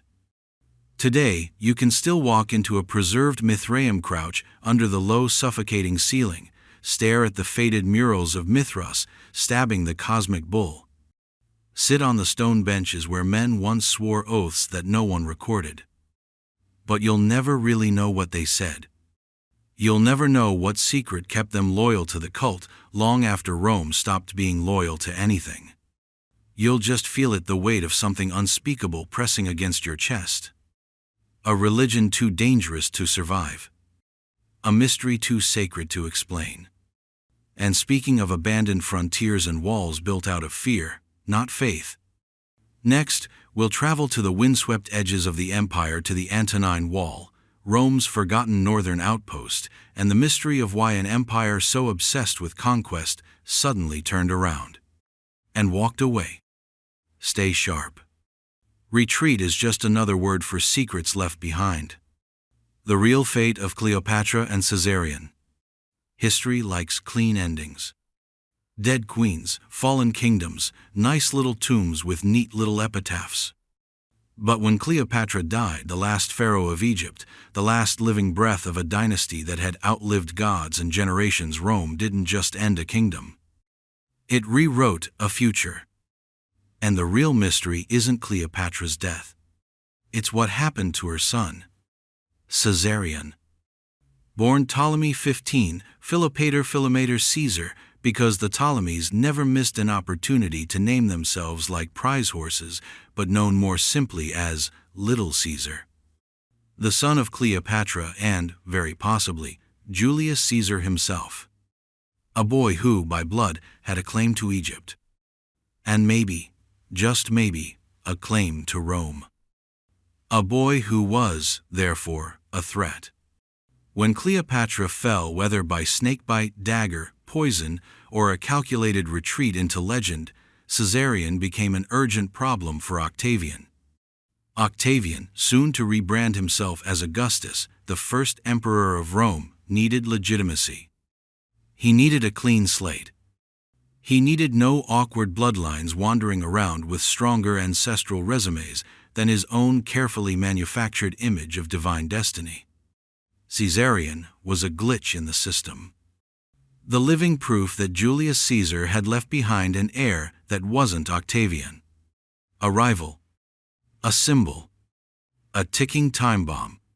The Roman historians tell it cleanly, almost apologetically. After Alexandria fell, Caesarion was lured back to the city with promises of mercy. And then, quietly executed. Probably strangled. Maybe stabbed. A teenager murdered because he might have grown into a man that history couldn't ignore. It was politics. It was practical. It was necessary. It was murder. And yet, even that brutal simplicity leaves questions. Because ancient sources are annoyingly vague. Some say he was captured. Others hint that he fled south, into the deserts of Nubia. That maybe, just maybe, he disappeared into the vast, searing landscapes beyond Roman reach, where memories stretched longer than lifetimes and bloodlines could hide among the shadows. If that's true, then somewhere, far beyond the gilded lies of Rome, a true heir of both Egypt and Rome might have survived. A ghost child. A living crack in Octavian's polished empire. Of course, there's no hard evidence for this. No hieroglyphs conveniently proclaiming, "Hey, Caesarion lived." No tombs found with inscriptions bragging about bloodlines stronger than Augustus's shaky claims. Rome was thorough. Octavian was paranoid. Dead men tell no tales, and inconvenient heirs die very young. But the gaps in the record still hiss like steam from an unhealed wound. Why were the accounts of Caesarion's death so careful, so sterile? Why was there no triumphal parade displaying his body, no coin minted to proclaim the end of a dynasty, the way Rome loved to brag about every other conquest? Because even dead, Caesarion was dangerous. Because even acknowledging his existence too loudly risked giving life to an idea bigger than Octavian could control. That maybe the divine right to rule wasn't born in the Senate or under the eagle standards, but in the tangled blood of old dynasties that refused to die politely. So Rome buried him. Maybe literally. Maybe metaphorically. Definitely, deliberately. And so today, Caesarion floats through history like a ghost. A boy who might have been the true bridge between two ancient powers, who might have reshaped the world if he had been given 10 more years, 10 more men, 10 more heartbeats. Or maybe he died exactly as the official records say, strangled in a back room by men who couldn't look him in the eye. A victim not just of politics, but of history's ruthless need for simplicity. Either way, one thing is certain. Rome didn't just conquer Cleopatra. It erased her future. And speaking of futures stolen by the blunt force of legend and rumor, next we dive into the chaotic story of Spartacus, the gladiator whose rebellion shook Rome to its bones, and whose real identity, even now, might not be what you think. Stay ready. Not every rebel dies when the empire says they do. The real fate of Cleopatra and Caesarion. History likes clean endings. Dead queens, fallen kingdoms, nice little tombs with neat little epitaphs. But when Cleopatra died, the last pharaoh of Egypt, the last living breath of a dynasty that had outlived gods and generations, Rome didn't just end a kingdom. It rewrote a future. And the real mystery isn't Cleopatra's death. It's what happened to her son, Caesarion. Born Ptolemy 15, Philopator Caesar, because the Ptolemies never missed an opportunity to name themselves like prize horses, but known more simply as Little Caesar. The son of Cleopatra and, very possibly, Julius Caesar himself. A boy who, by blood, had a claim to Egypt. And maybe, just maybe, a claim to Rome. A boy who was, therefore, a threat. When Cleopatra fell, whether by snakebite, dagger, poison, or a calculated retreat into legend, Caesarion became an urgent problem for Octavian. Octavian, soon to rebrand himself as Augustus, the first emperor of Rome, needed legitimacy. He needed a clean slate. He needed no awkward bloodlines wandering around with stronger ancestral resumes than his own carefully manufactured image of divine destiny. Caesarion was a glitch in the system. The living proof that Julius Caesar had left behind an heir that wasn't Octavian. A rival. A symbol. A ticking time bomb. The Roman historians tell it cleanly, almost apologetically. After Alexandria fell, Caesarion was lured back to the city with promises of mercy. And then, quietly executed. Probably strangled. Maybe stabbed. A teenager murdered because he might have grown into a man that history couldn't ignore. It was politics. It was practical. It was necessary. It was murder. And yet, even that brutal simplicity leaves questions. Because ancient sources are annoyingly vague. Some say he was captured. Others hint that he fled south, into the deserts of Nubia. That maybe, just maybe, he disappeared into the vast, searing landscapes beyond Roman reach, where memories stretched longer than lifetimes and bloodlines could hide among the shadows. If that's true, then somewhere, far beyond the gilded lies of Rome, a true heir of both Egypt and Rome might have survived. A ghost child. A living crack in Octavian's polished empire. Of course, there's no hard evidence for this. No hieroglyphs conveniently proclaiming, "Hey, Caesarion lived." No tombs found with inscriptions bragging about bloodlines stronger than Augustus's shaky claims. Rome was thorough. Octavian was paranoid. Dead men tell no tales, and inconvenient heirs die very young. But the gaps in the record still hiss like steam from an unhealed wound. Why were the accounts of Caesarion's death so careful, so sterile? Why was there no triumphal parade displaying his body, no coin minted to proclaim the end of a dynasty, the way Rome loved to brag about every other conquest? Because even dead, Caesarion was dangerous. Because even acknowledging his existence too loudly risked giving life to an idea bigger than Octavian could control. That maybe the divine right to rule wasn't born in the Senate or under the eagle standards, but in the tangled blood of old dynasties that refused to die politely. So Rome buried him. Maybe literally. Maybe metaphorically. Definitely, deliberately. And so today, Caesarion floats through history like a ghost. A boy who might have been the true bridge between two ancient powers, who might have reshaped the world if he had been given 10 more years, 10 more men, 10 more heartbeats. Or maybe he died exactly as the official records say, strangled in a back room by men who couldn't look him in the eye. A victim not just of politics, but of history's ruthless need for simplicity. Either way, one thing is certain. Rome didn't just conquer Cleopatra. It erased her future. And speaking of futures stolen by the blunt force of legend and rumor, next we dive into the chaotic story of Spartacus, the gladiator whose rebellion shook Rome to its bones, and whose real identity, even now, might not be what you think. Stay ready. Not every rebel dies when the empire says they do. The Roman skeletons in embrace.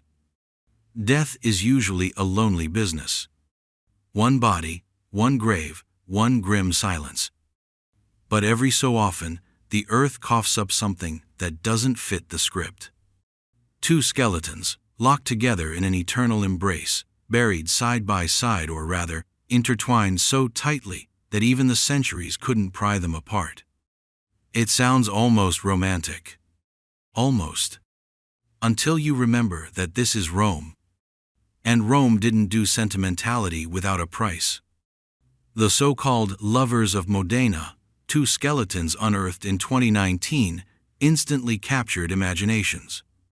Two adults, carefully buried hand in hand, side by side in a late Roman cemetery. Initially presumed to be a man and a woman because, well, that's the story everyone likes to tell about love and death. Except when scientists finally tested the remains, the truth snapped the narrative in half. They were both male. No wives and husbands here.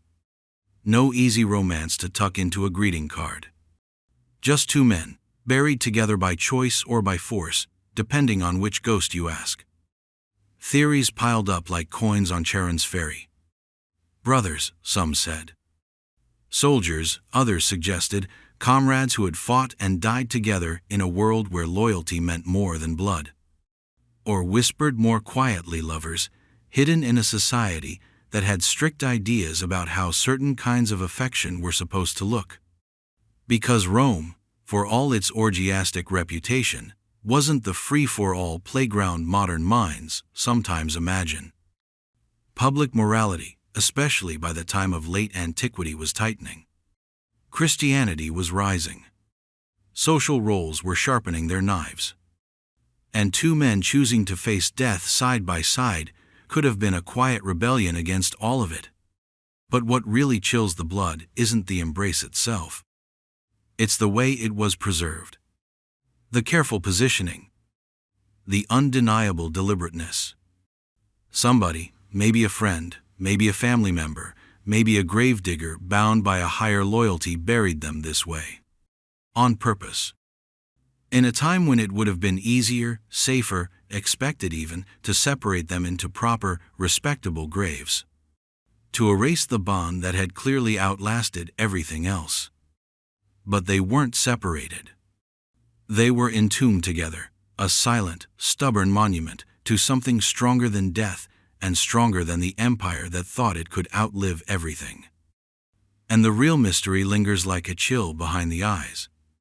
What did they die from? There were no clear wounds. No signs of battle. No markers of violence or trauma. Maybe it was plague. Maybe it was persecution. Maybe it was simply that the same hand that wove them together in life refused to let them part in death. We can speculate, but we'll never really know. Their names are dust. Their story is ash. All that's left is the undeniable fact that even in a world built on conquest, cruelty, and ruthless order, somebody cared enough to make sure they didn't go into the dark alone. The lovers of Modena aren't unique, of course. Across the Roman world, similar graves crop up, bodies positioned with care, with tenderness, with an unmistakable human ache that somehow slipped past the iron machinery of empire.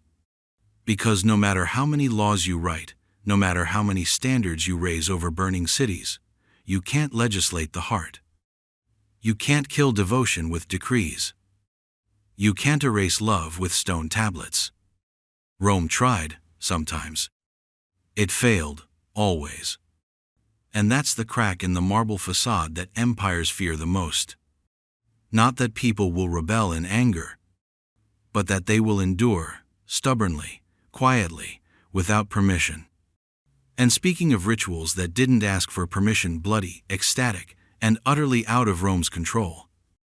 Next, we plunge into the chilling rites of the cult of Cybele, and the priests who proved their devotion in a way that still makes the blood run cold. Stay close. Faith, in Rome, wasn't always a quiet prayer. Sometimes it was a scream. The Roman skeletons in embrace. Death is usually a lonely business. One body, one grave, one grim silence. But every so often, the earth coughs up something that doesn't fit the script. Two skeletons, locked together in an eternal embrace, buried side by side, or rather, intertwined so tightly that even the centuries couldn't pry them apart. It sounds almost romantic. Almost. Until you remember that this is Rome.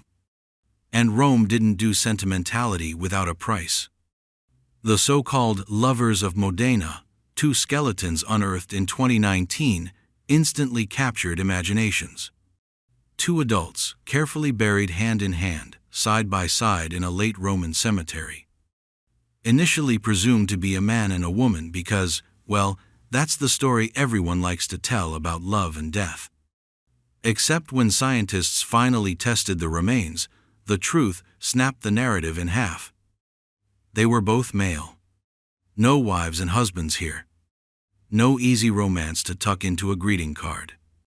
Just two men, buried together by choice or by force, depending on which ghost you ask.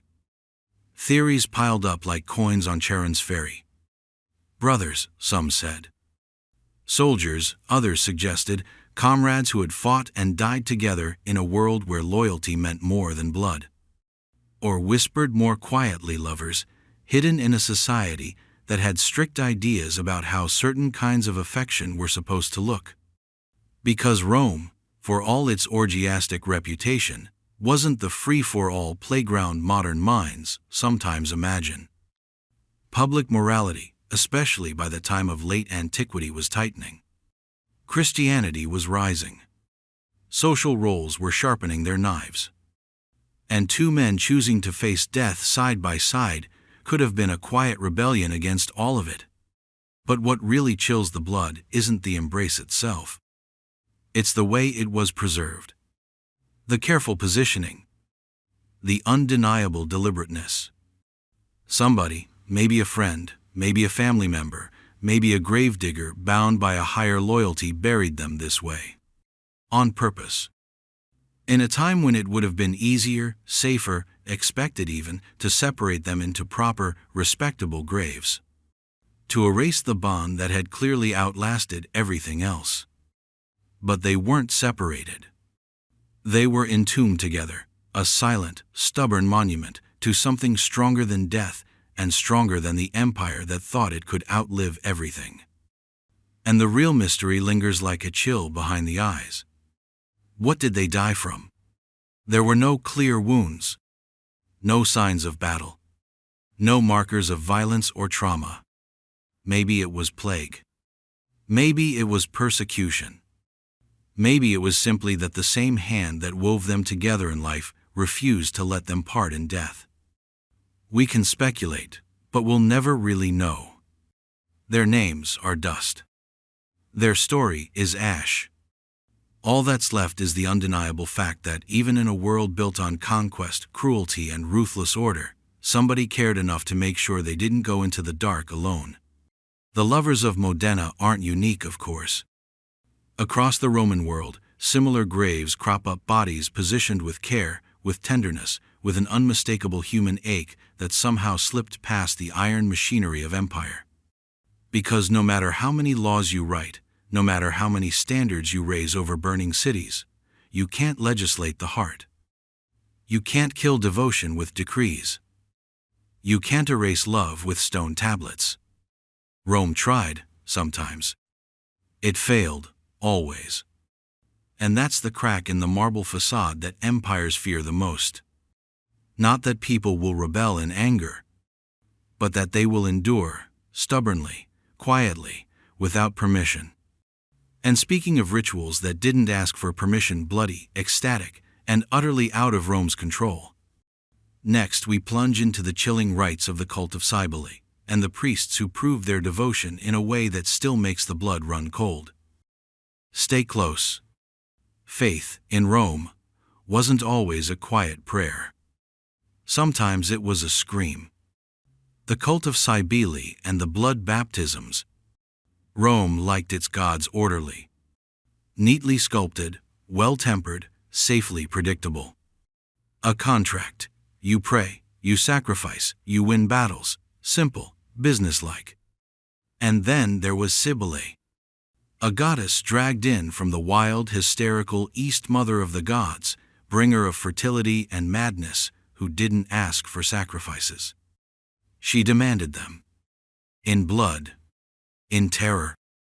In ways so alien to Rome's carefully balanced civility that even hardened senators flinched behind their togas.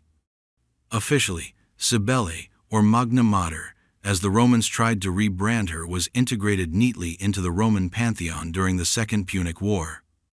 They needed divine backup against Hannibal. The Sibylline books, those sacred, inscrutable prophecies Rome barely understood but desperately obeyed, advised bringing her in. So they did. They fetched her sacred black stone from Picinus in Asia Minor, paraded it into Rome like a diplomatic trophy, and told themselves they could manage her. They were wrong. Because Cybele's worship didn't fit. Not even a little. Her rites were ecstatic. Wild. Frenzied drumming, shrieking flutes, howling dancers whipping themselves into spiritual oblivion.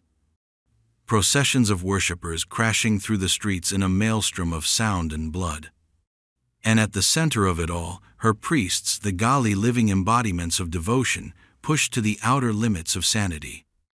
The Gali weren't ordinary priests. They were men who had castrated themselves in honor of Cybele, in full public ritual. During the climax of the ceremonies, fueled by music, dance, and a religious fever hotter than steel, they would sever themselves with a sacred blade. Not symbolically. Literally. Blood flooding the altar. Self turned inside out, masculinity sacrificed in a single irreversible act. And afterward, dressed in women's clothing, their bodies now dedicated solely to the goddess, they would live out their lives as sacred figures, existing between genders, between states, between worlds. To the Roman elite obsessed with dignity, with appearances, with the clean architectural lines of power, the Gali were an embarrassment. A necessary, inconvenient mystery buried inside the machinery of the state religion. Officially tolerated, privately despised.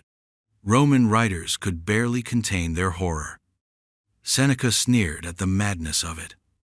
Juvenal mocked it with the bitter edge of a man trying to laugh off something that scared him. Even Augustus, that master of image and control, made a point of banning Roman citizens from becoming Galli, as if a law could build a wall high enough to keep out that kind of devotion. But still, the cult of Cybele persisted. Because it offered something Rome's state cults never could. Release. Transformation. The chance to tear yourself apart and be reborn not as a citizen, a soldier, a pawn of the empire, but as something holy. Something broken and sacred. The blood baptisms weren't random acts of barbarism. They were purifications. In a Rome that demanded obedience to hierarchy and role, Cybele promised transcendence through pain. Through sacrifice so total that it annihilated identity itself. And for those who had nothing left to lose, slaves, exiles, the dispossessed, it must have sounded like salvation. A brutal, beautiful path out of the crushing weight of being nobody. Today, the cult is gone. Officially stamped out as Christianity tightened its grip, cleansing the empire of inconvenient gods with fire and iron. But echoes remain. In whispered histories. In buried altars. In the stubborn survival of stories too wild to fit the state-approved narrative. If you listen closely, in the abandoned corners of ancient cities, you can almost hear the drumbeat. The frenzied music rising. The cry of men abandoning everything they were told to be, to become something Rome could never tame. Because sometimes the only way to survive an empire is to bleed out who you used to be. And speaking of deaths that sent shockwaves through the fragile shell of imperial sanity. Next, we'll wade into the strange and suspicious murder of Commodus, the emperor who fancied himself a gladiator, a god, and a living legend, until he ended up strangled by a man he trusted most. Stay close. In Rome, paranoia wasn't a flaw. It was self-defense. The strange death of Commodus. If Rome had a favorite hobby, it wasn't building roads or conquering barbarians. It was killing its own emperors. And few emperors deserved it quite as much, or met quite as fitting an end as Commodus. You know Commodus. Even if you don't realize you do. He's the smirking brat in every sword and sandals movie. The mad emperor who dressed as Hercules, fought in the arena for fun, renamed Rome after himself, and generally treated the empire like a private joke nobody else was smart enough to get. At first, the Senate and the people tried to indulge him. He was Marcus Aurelius's son, after all heir to a philosopher king, supposed to be the continuation of the Golden Age. Instead, Rome got a living, breathing parody of itself. Commodus wasn't a bad emperor in the traditional sense. He wasn't a Tiberius, brooding on Capri and arranging mass executions. He wasn't a Nero, fiddling while the city burned. Commodus was something worse. He turned the empire into a farce. He made senators dress like gladiators to spar in the palace. He charged the Roman treasury fees for every appearance he made in public as Hercules, muscle-bound and dripping with fake divinity. He renamed all 12 months of the calendar after his own titles, so every day you woke up, you had to remember who was in charge. It would be funny if it weren't so depressing. Rome, the eternal city, the shining marble embodiment of human ambition, reduced to a stage for one man's reality show. And Rome can forgive many sins. Corruption, cruelty, incompetence. But it never forgives being made ridiculous. So, late in 192 AD, the whispers began to sharpen into knives. Commodus's own inner circle, his mistress Marcia, his chamberlain Eclectus, and his prefect Latus, decided it was time for a caste change.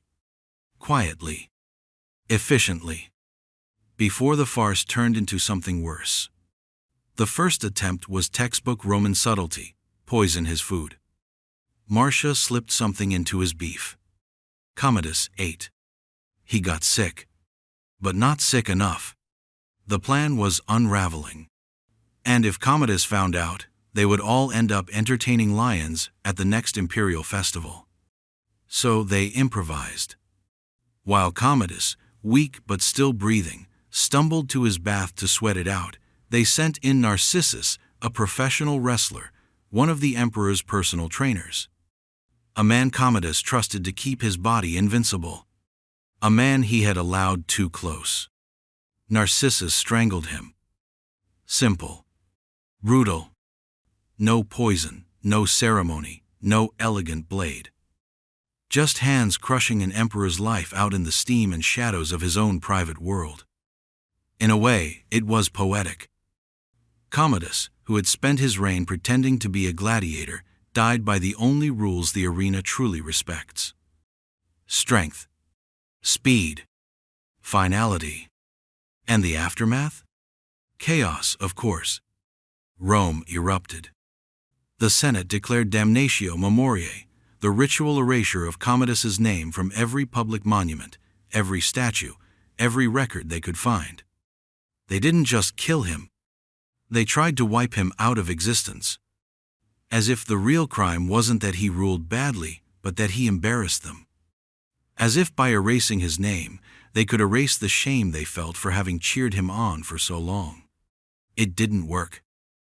Commodus's shadow lingered, heavier than any marble bust they smashed to pieces. The empire stumbled into the year of the 5 emperors, a chaotic bloodbath of claimants and counterclaimants, because when you murder the madman at the top, you also rip open the stage he was standing on.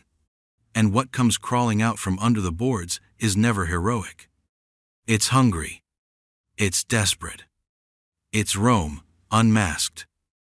Today, Commodus is remembered mostly as a cartoon villain.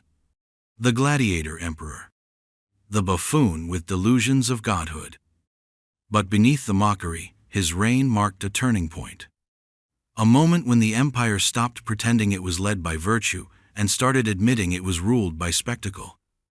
When appearances mattered more than reality. When the pageantry of power fully devoured its substance. Sound familiar? Maybe Commodus wasn't an accident. Maybe he was just the first Roman honest enough to act the way Rome had been feeling for a long time. And speaking of prophecies that were supposed to guard the city but ended up lost, burned, and rewritten. Next, we'll dig into the strange disappearance of the Sibylline books, Rome's sacred oracles, the empire's supposed insurance policy against disaster that somehow conveniently vanished when they were needed most. Stay sharp. When empires lose their sacred texts, it's never really an accident. The disappearance of the Sibylline books. Rome didn't just build temples and armies. It built myths, thick, self-important myths that glued the city together when the bricks started to crack. And few myths mattered more than the Sibylline books. Supposedly written by ancient prophetesses, the Sibyls, these books were the empire's cheat codes for survival. They told the future. Or at least, they told you what sacrifices to make, which gods to flatter, which disasters to dodge if you wanted Rome to keep breathing another century. And for hundreds of years, the Sibylline books sat in the Temple of Jupiter on the Capitoline Hill, locked away, accessible only to a few hand-picked priests. A sacred vault of advice consulted in the gravest emergencies. Plagues, famine, war. They were the empire's whispered insurance policy. Until one day, they were gone. Not misplaced. Not forgotten. Gone. The story starts centuries earlier, when the books first came to Rome, if you believe the legend, through a woman who was either a divine seer or an opportunistic hustler. The Cumaean Sibyl offered King Tarquin Superbus 9 books of prophecy at a criminally high price. He laughed. She burned 3 of them. Offered the remaining 6 for the same price. He laughed again. She burned 3 more. Then, with only 3 books left, she offered them again, same price, final offer. Tarquin, finally catching on that the jokes weren't going to get better, bought the last 3.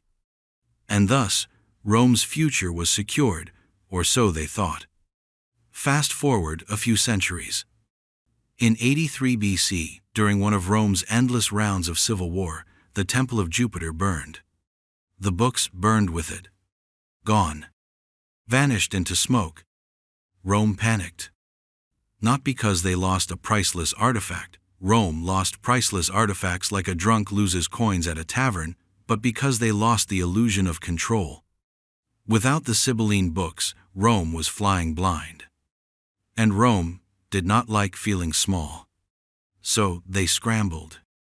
They sent envoys across the empire, ransacking every temple, every shrine, every greasy oracle's cave, every drunken fortune teller's hovel from Sicily to Asia Minor, trying to find scraps of similar prophecies.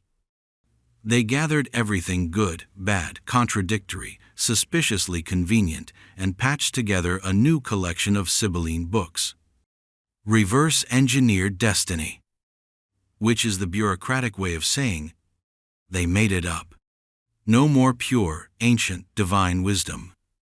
Just a stitched-up quilt of second-hand visions, compiled by men who knew exactly which futures were politically acceptable.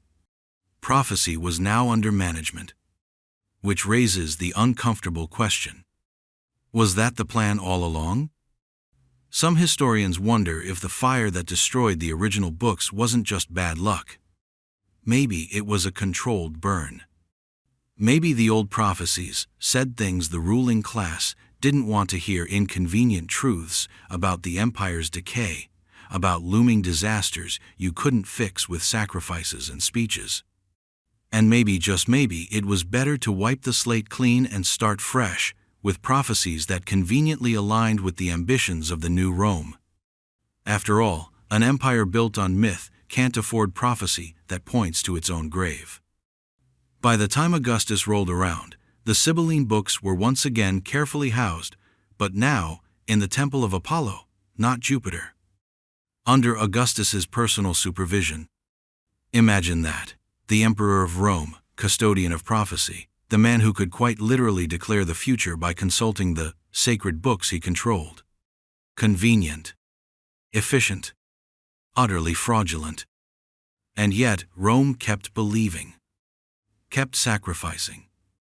Kept consulting the edited whispers of destiny until the empire itself crumbled into the barbarian dark. Today, what's left of the Sibylline books is nothing more than fragments, scattered references, and suspiciously convenient translations quoted by later Christian historians trying to retrofit Rome's pagan past into a Christian prophecy. The original voice of the Sibyl, whatever she was, whoever she was, is gone. Burned by ambition, rewritten by fear, drowned in the silence that always follows the loud collapse of certainty. Maybe that's the real prophecy Rome didn't want to hear. Not that the gods would abandon them, but that they already had.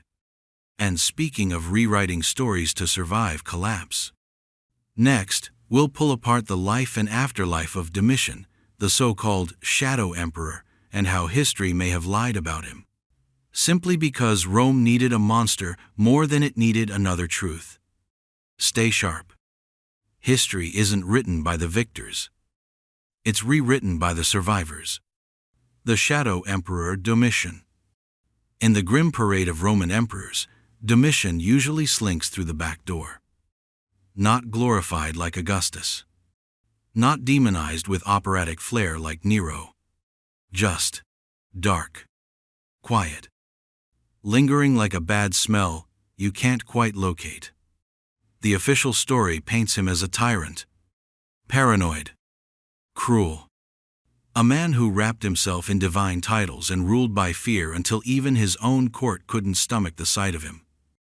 And when they finally stabbed him to death in his own palace, Rome practically broke into applause. The Senate rushed to damn his memory, damnatio memoriae, hammering his name off monuments, scraping his face off coins, pretending he had never existed. Case closed, right? Another mad emperor falls, another chapter for the history books. Except, once again, the neat version of events doesn't survive much scrutiny. Because the deeper you dig into Domitian's reign, the more the story warps and shifts. And what starts to emerge is not a simple villain, but a deeply inconvenient truth. Domitian might not have been the monster they said he was. He might have been something far worse. A competent emperor. Domitian stabilized the economy. He reformed the currency, fixing the damage caused by decades of financial mismanagement. He secured the borders, strengthened the Danube frontier, and led campaigns that actually worked, a rare feat in the decaying years of Rome's military prestige. He invested in massive building programs, restoring Rome after the fires and neglect of previous reigns. He was, by all cold, unromantic measures, effective. And that made him dangerous. Because an emperor who ruled well without the Senate's blessing, without playing their endless, oily political games, was a threat to the entire aristocratic machinery. He didn't flatter the Senate. He didn't pretend they mattered. He ruled like a king in all but name, and worse, he did it successfully. Rome could tolerate cruelty. It could tolerate incompetence. But it could not tolerate irrelevance. The Senate needed him to be a tyrant. Because otherwise, they had killed a man not out of virtue, but out of vanity. And so, after Domitian's death, the historians sharpened their knives. Suetonius, Tacitus, Pliny the Younger, all men tied closely to the senatorial class, painted him as a second Nero, a monster hiding behind a mask of order. Every action twisted. Every motive poisoned. Every achievement buried under a pile of carefully curated atrocities. They wrote about his paranoia, and sure, Domitian was paranoid. He had informants. He conducted purges. He executed senators who plotted against him. But in Domitian's case, it wasn't madness. It was math. People really were plotting against him. His paranoia wasn't delusional. It was tactical. Because in Rome, once you wore the purple, you were already half dead. The only question was when the dagger would find your ribs. When the conspiracy finally came for Domitian, a household servant betraying him in his own bedroom, it wasn't a shocking fall from grace.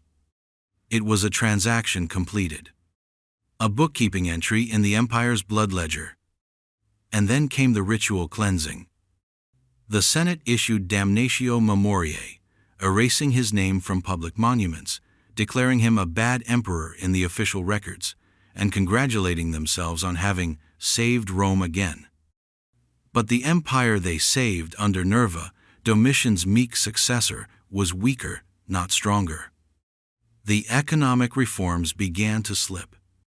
The military discipline he had enforced started to rot. The empire, still grand on the outside, was beginning to hollow out, like a statue gnawed from the inside by rats. Domitian didn't kill Rome. He tried to save it. And for his trouble, he was buried twice, once in his body and once in his legacy. Today, the real Domitian is a ghost. Not a villain. Not a hero. something far more Roman. A necessary lie. Because every empire needs scapegoats. Every system built on pride and brutality needs someone to point to and say, that was the problem. Not the structure. Not the rot in the foundation. Just one man, conveniently dead, conveniently hated. And speaking of ghosts and giants buried in the corners of empire's memory, next, we'll peer into an even stranger rumor. The so-called giant skeletons of Paestum, the forgotten bones of monstrous men unearthed, marveled at, and then, mysteriously, lost. Stay curious. Not every myth stays buried forever. The giant skeletons of Paestum. Paestum was already ancient when Rome swallowed it whole. A Greek colony turned Roman resort town, home to crumbling temples and crumbling reputations. Today, it's a sleepy tourist site, dotted with the ruins of colossal Doric temples, silent stones against the slow erosion of time. But once, it whispered a much weirder story.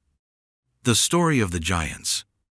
According to medieval chroniclers, men who recorded history, the way gossip records, secrets, skeletons of enormous size were unearthed in Paestum's ruins. Bones too big, too long, too wrong to belong to any ordinary man. Jawbones the size of helmets. Femurs as tall as a child. Skulls thick enough to make a Roman centurion's helmet look like a toy. The locals found them during excavations, or so the story goes, while digging through ancient burial sites, repurposing the land for new ambitions. They unearthed these bones, gawked at them, built legends around them, and then conveniently lost them.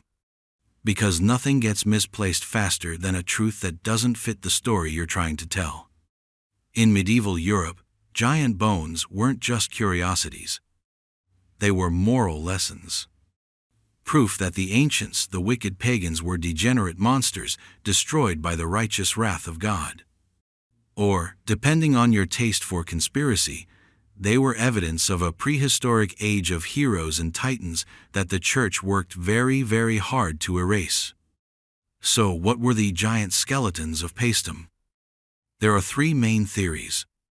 All of them uncomfortable.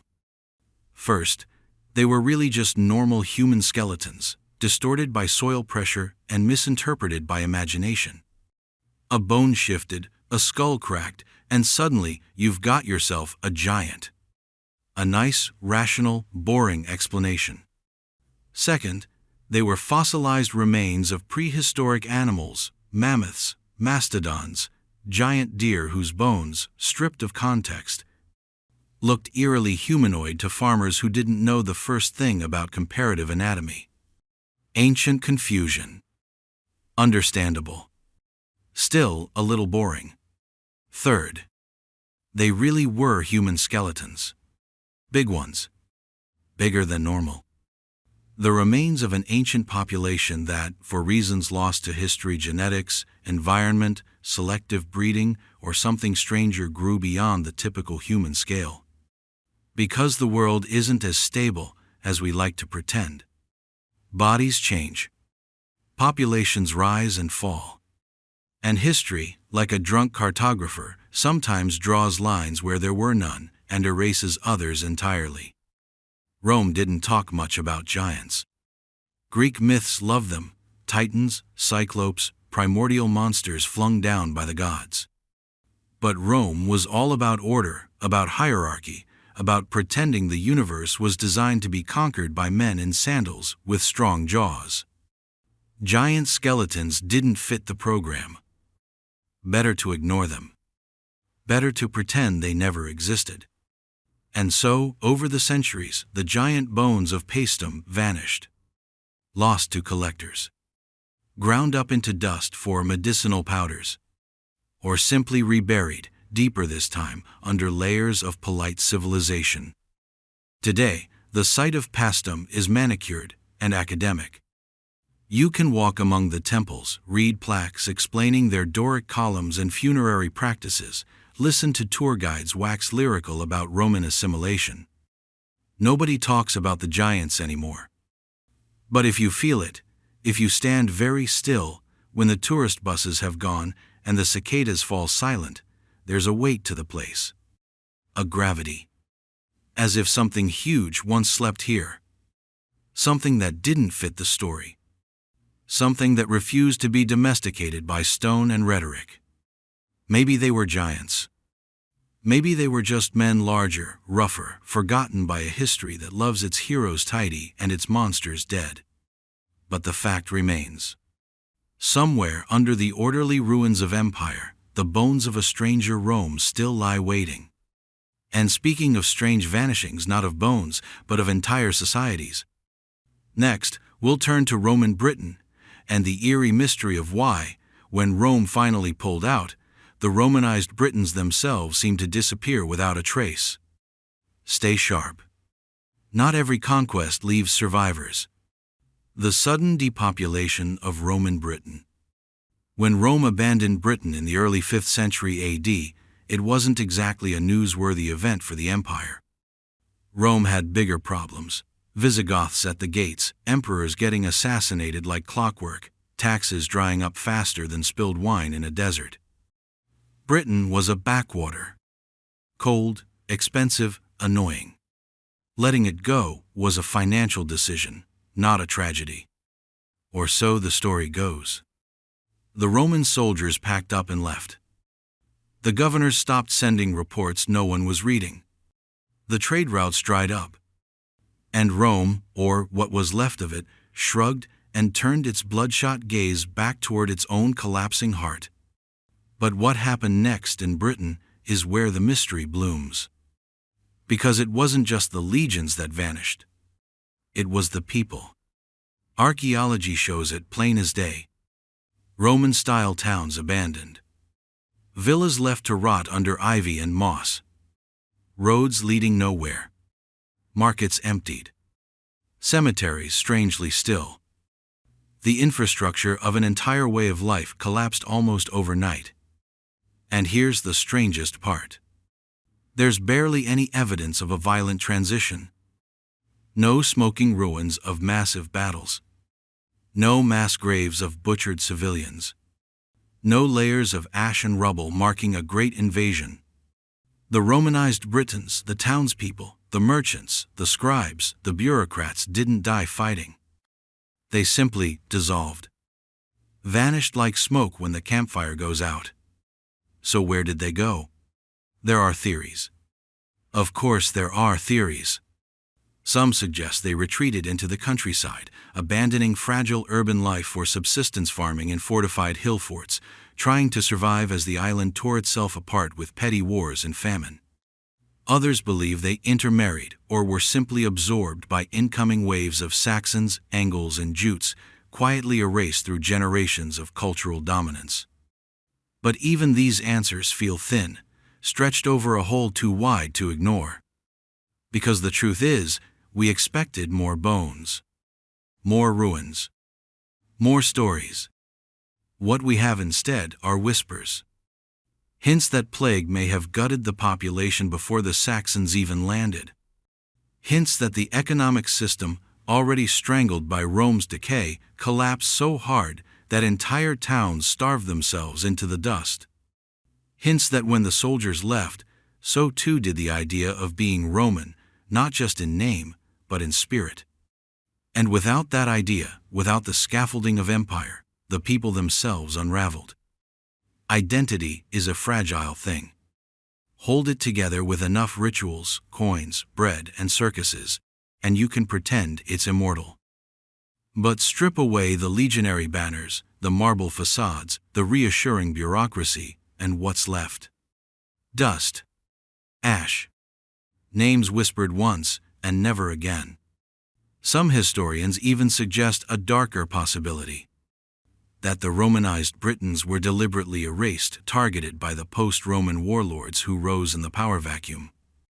Their literacy, their Roman customs, their very existence an embarrassing reminder of a world that had collapsed.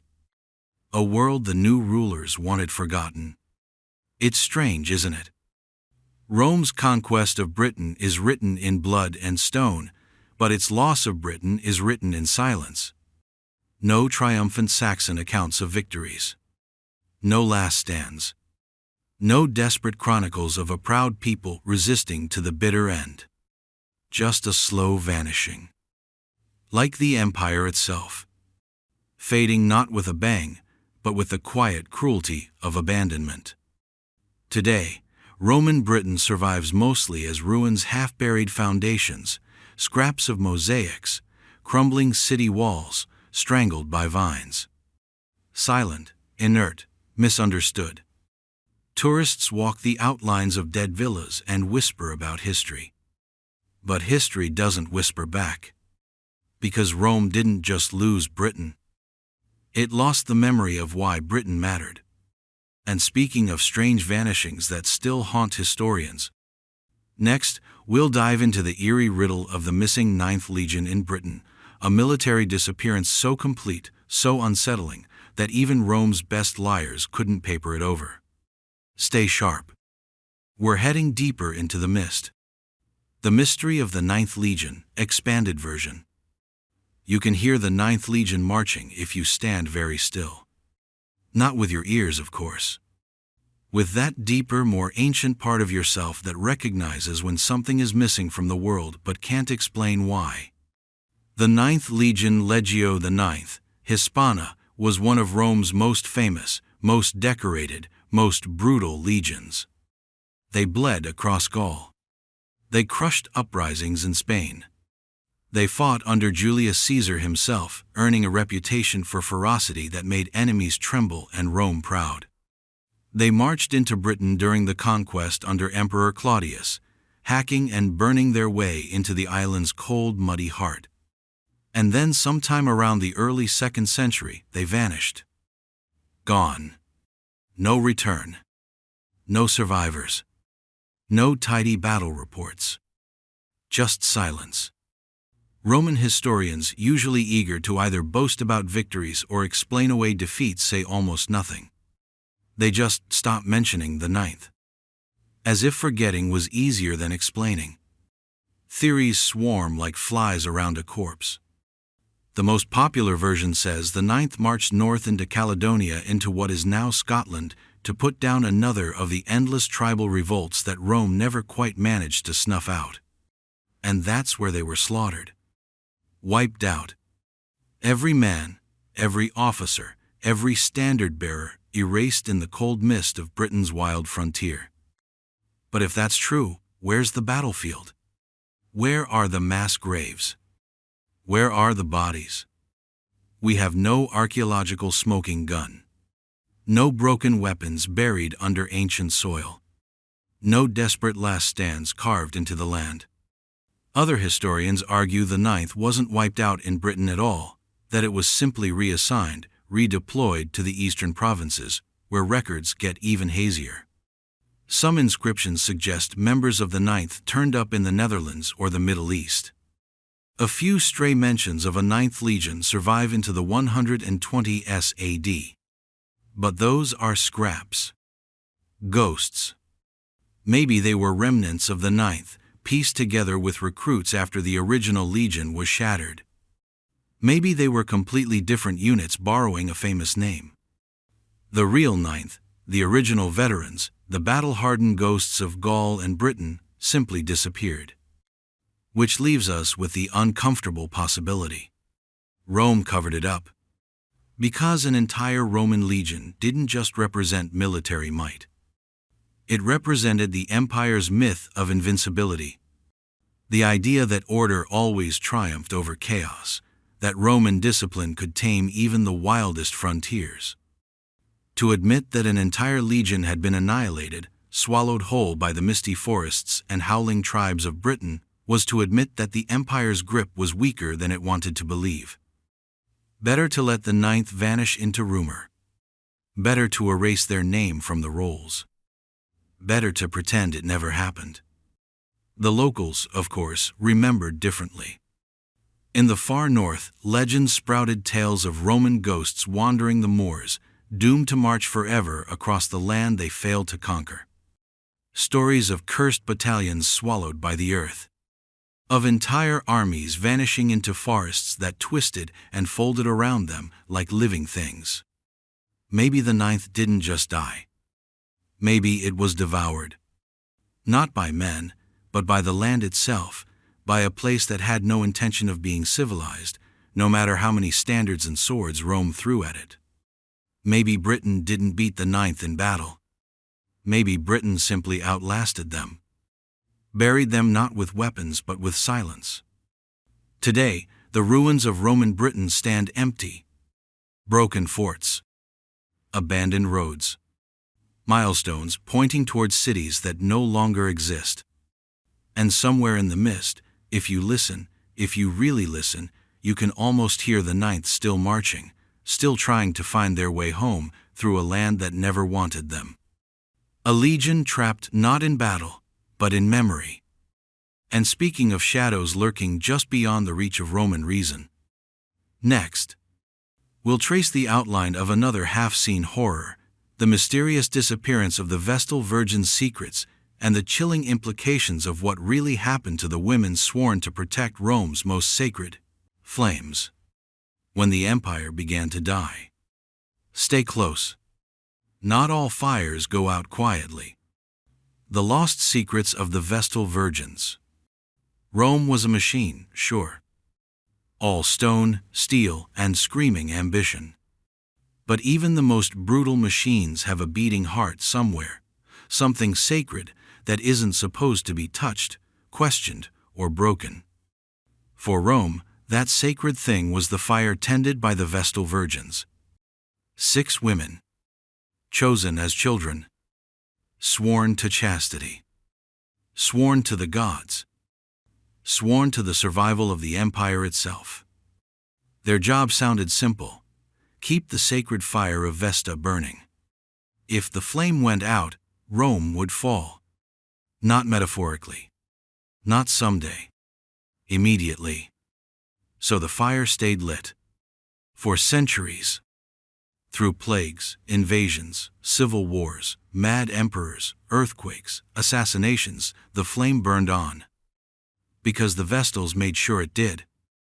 They lived cloistered inside the House of the Vestals, a luxurious prison right next to the Forum. They were powerful, unusually powerful, for women in Rome. Their word could free condemned men. Their presence could sanctify treaties. They could own property, make wills, and ride through the city in carriages forbidden to other women. And yet they were prisoners of expectation. If a Vestal broke her vow of chastity, the punishment was horrifying: buried alive. Not stabbed. Not exiled. Not beheaded. Buried. Lowered into a small underground chamber with a loaf of bread, a lamp, and enough space to pray while the dirt swallowed you. Because you didn't just shame yourself. You cursed the city. But here's the real mystery. We know shockingly little about what the Vestals actually did beyond tending the fire. What rituals did they perform behind closed doors? What prayers, what secret rites, what whispered ceremonies tied Rome's fate to a handful of mortal women?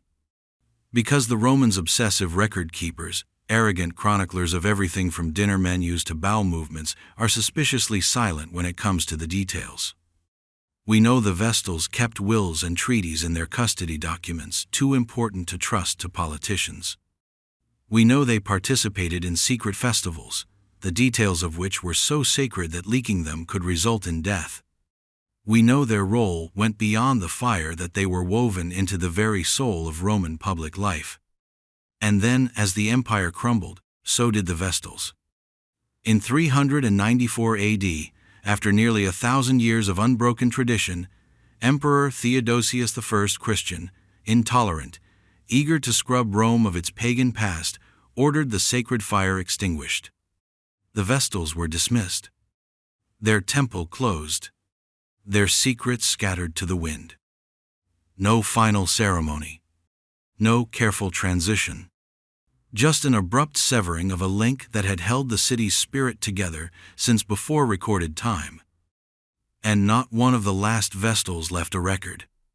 No memoirs. No testimonies. No bitter, angry scrolls hidden in dusty corners.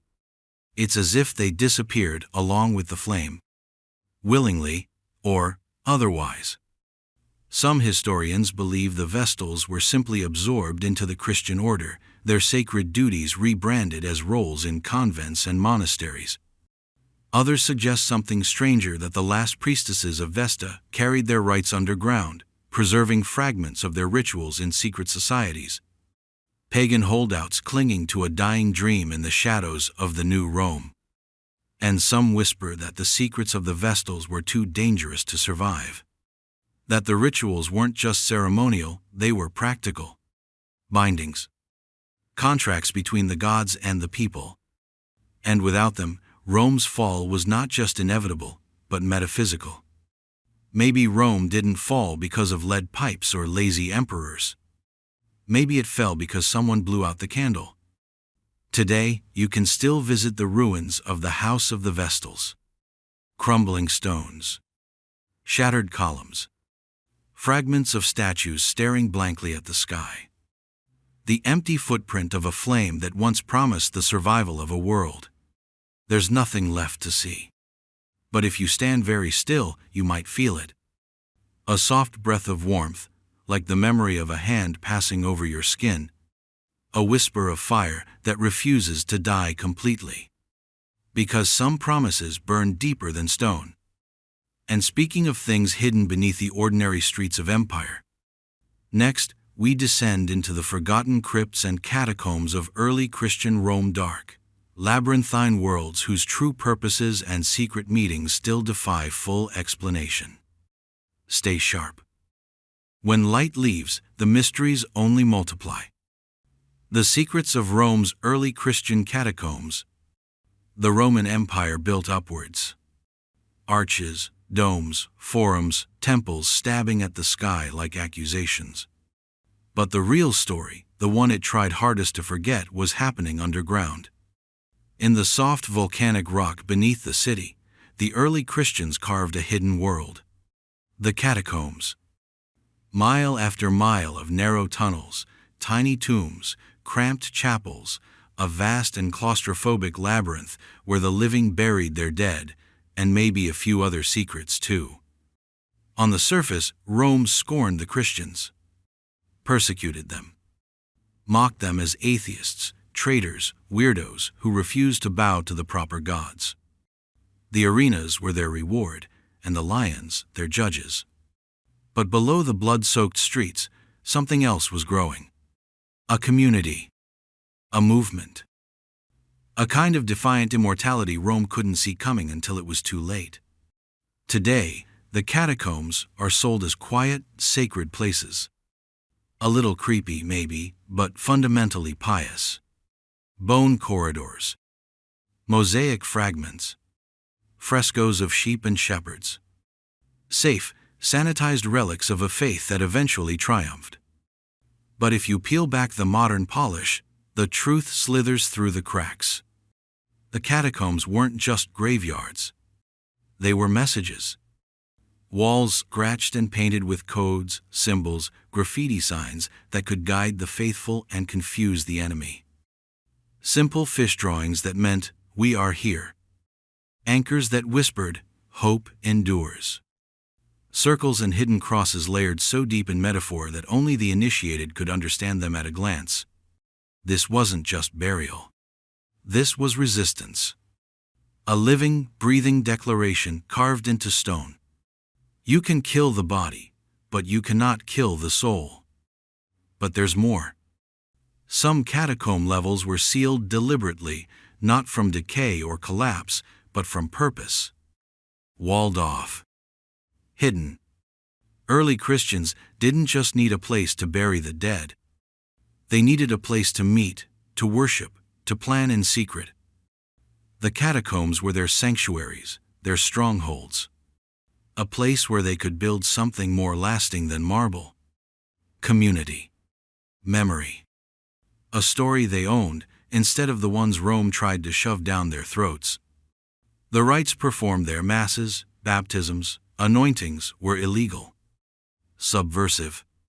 Revolutionary. and maybe not entirely uniform. Some scholars suggest that early Christian practice, deep underground, wasn't as clean-cut as later orthodoxy would demand. That there were wild variations, hybrid beliefs, strange, tangled fusions of Jewish mysticism, Roman folk magic, Gnostic visions, rituals that looked very different from the sanitized Christianity that would later build cathedrals above ground. Little wonder the Church, once it rose to power, worked so hard to whitewash the catacombs' true history. They needed martyrs, not mystics. Saints, not strange dreamers carving secret symbols into walls while Rome's armies thundered overhead. Even stranger. There are catacombs that don't line up neatly with Christian theology at all. Tunnels filled with symbols that don't quite match any known religious code. Mosaics of phoenixes, serpents biting their own tails, cosmic wheels. Images suggesting a messier, older kind of faith, a transitional phase when belief hadn't yet calcified into doctrine. The boundary between the worlds was thinner down there. Between the dead and the living. Between Rome and its inevitable successor. And maybe, just maybe, that was the point. A quiet conquest. A revolution growing in the dark. One grave at a time. Today, you can tour the catacombs if you want. You can wander through the cool, damp tunnels, duck your head under the low ceilings, run your fingers across walls that once vibrated with forbidden songs and desperate prayers. But know this. You're not walking through the ruins of death. You're walking through the ruins of defiance. The empire above crumbled. The bones below are still there. Because sometimes survival doesn't roar. It whispers. And speaking of whispers growing into thunder. Next, we'll chase the strange, almost mythical collapse of the Roman aqueducts, not because technology failed, but because belief did. Stay sharp. Ruins aren't failures. They're warnings. The collapse of the Roman aqueducts. Rome conquered with two things, violence and water. The legions broke your armies. The aqueducts broke your thirst. They were more than just plumbing. They were arteries sleek, stone veins pumping life into a bloated, overheated, hyperactive beast of a city.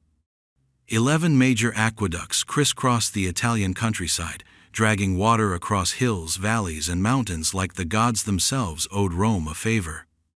Fresh water poured into fountains, bathhouses, gardens, households, a luxury so common that Romans barely noticed how miraculous it was. You could fill your jug in the Forum. You could bathe twice a day without thinking.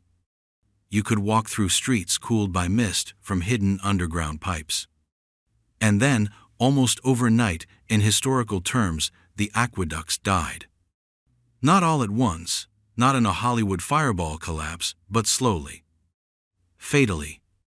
The world-famous Aqua Marcia, Aqua Claudia, Aqua Anio Novus, the proud channels that fed 1 million Romans cracked, crumbled, dried up. And the empire, already listing and leaking from every seam, didn't lift a finger to save them. Why? Why let the lifeblood of Rome turn into so much broken stone? The obvious answer is the usual one. Money. Maintenance costs. Invasions by Goths and Vandals. Neglect. A government too busy fighting for survival to fix a few leaky pipes. But the truth, as usual, cuts deeper. Because by the late Empire, the aqueducts weren't just technology. They were ideology. A statement. A promise that Rome was eternal, that civilization meant controlling nature, that order would always conquer chaos. And that promise was unraveling. Every crack in an aqueduct was a crack in the imperial myth. Every dry fountain was a sermon on how power bleeds away, quietly, relentlessly, no matter how many statues you build to yourself. And the real kicker? The barbarians didn't destroy most of the aqueducts. Rome did. Facing the terrifying prospect of Gothic armies laying siege to the city, desperate Roman generals ordered the aqueducts cut so that enemy forces couldn't march into the city along the aqueduct channels, which doubled as convenient, sheltered paths straight into Rome's heart. Better to cripple the city's own infrastructure than risk an easy invasion. Better to thirst than to surrender. It was strategic. It was logical. It was suicide. The aqueducts were severed. Water supplies dwindled. Bathhouses shut down. Markets shriveled. Disease bloomed. And the people of Rome, once the cleanest, most hydrated population in the ancient world, became filthy, desperate, and half-mad. Urban life collapsed. The mighty Roman baths, those great cathedrals of cleanliness and civic pride, fell into ruin. The fountains dried up. The gardens died. The streets stank. And with them, the dream of Rome as a shining city at the center of the world. Some aqueducts struggled on for a while, patched with makeshift repairs by local communities, monkish engineers, desperate magistrates, but the system was already broken beyond salvation. It wasn't just the pipes that failed. It was the belief in the world those pipes had made possible. Because Rome wasn't just a city. It was an illusion. A conjuring trick that said, "We have conquered nature itself." When the aqueducts fell silent, the trick was exposed. And behind the marble and mosaics, there was only dirt, thirst, and rot. Today, you can still see the shattered bones of the aqueducts stretching across the Roman countryside, massive arches marching toward nowhere, too heavy to tear down, too dead to revive. Tourists walk under them and marvel at the engineering. Historians praise the ambition. But if you stand very still, you can hear it. The sound of the empire bleeding out, drop by drop. Because nothing kills an empire faster than losing the things it thought it could never lose. And speaking of dreams that died screaming. Next, we'll end with the most ironic mystery of all. How did the Roman Empire itself not realize it was collapsing until it was already too late? Stay close. The end is always closer than it looks. The final unexplained collapse of the Roman Empire. Rome didn't fall in a day. It didn't fall in a year. It didn't even fall in a neat, photogenic pile of ruins and screaming senators. Rome, the eternal city, the immortal empire, crumbled the way a body rots, slowly, from the inside out, while still pretending everything was fine. Until one day, there was nothing left but the stink. The official story is still taught like gospel. Barbarian invasions. Economic collapse. Political corruption. Lead poisoning, maybe. Take your pick. Pick 5. Mix and match like sadistic party favors.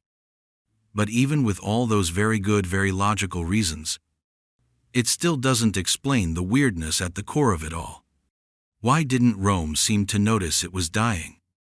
This was a civilization that survived worse before. Civil wars. Plagues. Disasters that would have vaporized lesser nations. And yet somehow, in the 4th and 5th centuries, the empire started to slide into oblivion and barely put up a fight.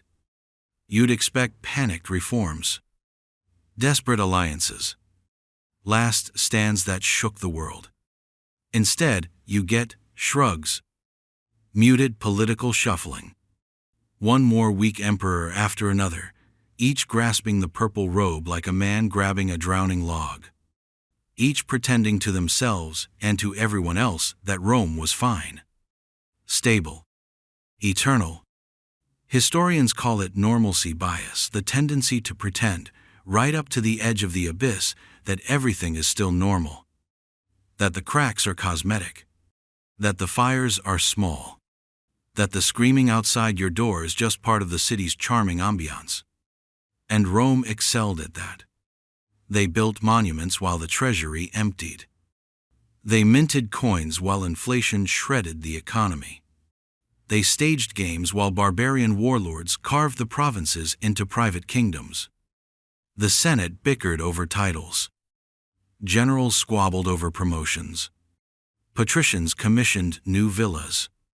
Because admitting collapse would mean admitting that everything they had built, the marble temples, the iron laws, the bloody victories, was built on sand. Better to keep drinking the wine. Better to keep reciting Cicero. Better to keep marching toward the cliff as if the ground didn't end. There are letters from the final years that are so drenched in denial they're almost comical. Statesmen writing politely about minor tax issues while entire provinces were burning. Governors sending cheerful reports even as they abandoned their posts to raiders. A world politely collapsing under the weight of its own exhaustion. Even the barbarians didn't believe Rome was truly falling at first. They tried to join it. Tried to serve it. Tried to become Romans themselves. It was Rome that failed to recognize the knife being gently inserted between its ribs. The sacking of Rome by Alaric in 410 AD, the first time in 800 years that a foreign army breached the city, was treated less like the death of the empire and more like a temporary embarrassment. A hiccup. A regrettable incident. They thought they'd rebuild. They thought the center would hold. They thought history obeyed contracts. It didn't. The real fall of Rome wasn't a single moment. It was 1,000 little surrenders. 1,000 whispered compromises. 1,000 reassurances muttered into the gathering dark. When the last Roman emperor in the West, Romulus Augustulus, was deposed in 476 AD, nobody even bothered killing him. The barbarian king Odoacer simply took the title away, like a teacher confiscating a toy. Romulus went into comfortable retirement. Because by then, even the emperors knew the game was over. There was nothing left to defend. Nothing left to fight for. Rome didn't fall because it was conquered. Rome fell because it stopped believing in itself. The final mystery isn't why the empire collapsed. It's why it clung to the illusion of survival for so long after it was already dead. Why the senators kept meeting in empty forums. Why the armies kept marching to the borders of provinces that no longer existed. Why the fires kept burning in temples to gods nobody prayed to anymore. Maybe because no one wants to be the last person to turn off the lights. Maybe because collapse, real collapse, doesn't look like a battlefield. It looks like people going to work, going to games, going through the motions even as the ceiling caves in. It looks exactly like normal life. Until it doesn't. And maybe, just maybe, Rome never really died. Maybe it just became a ghost. Still marching in straight lines, still speaking in dead languages, still building monuments that crumble a little more every year. A warning whispered under crumbling stones. You are never as eternal as you think you are.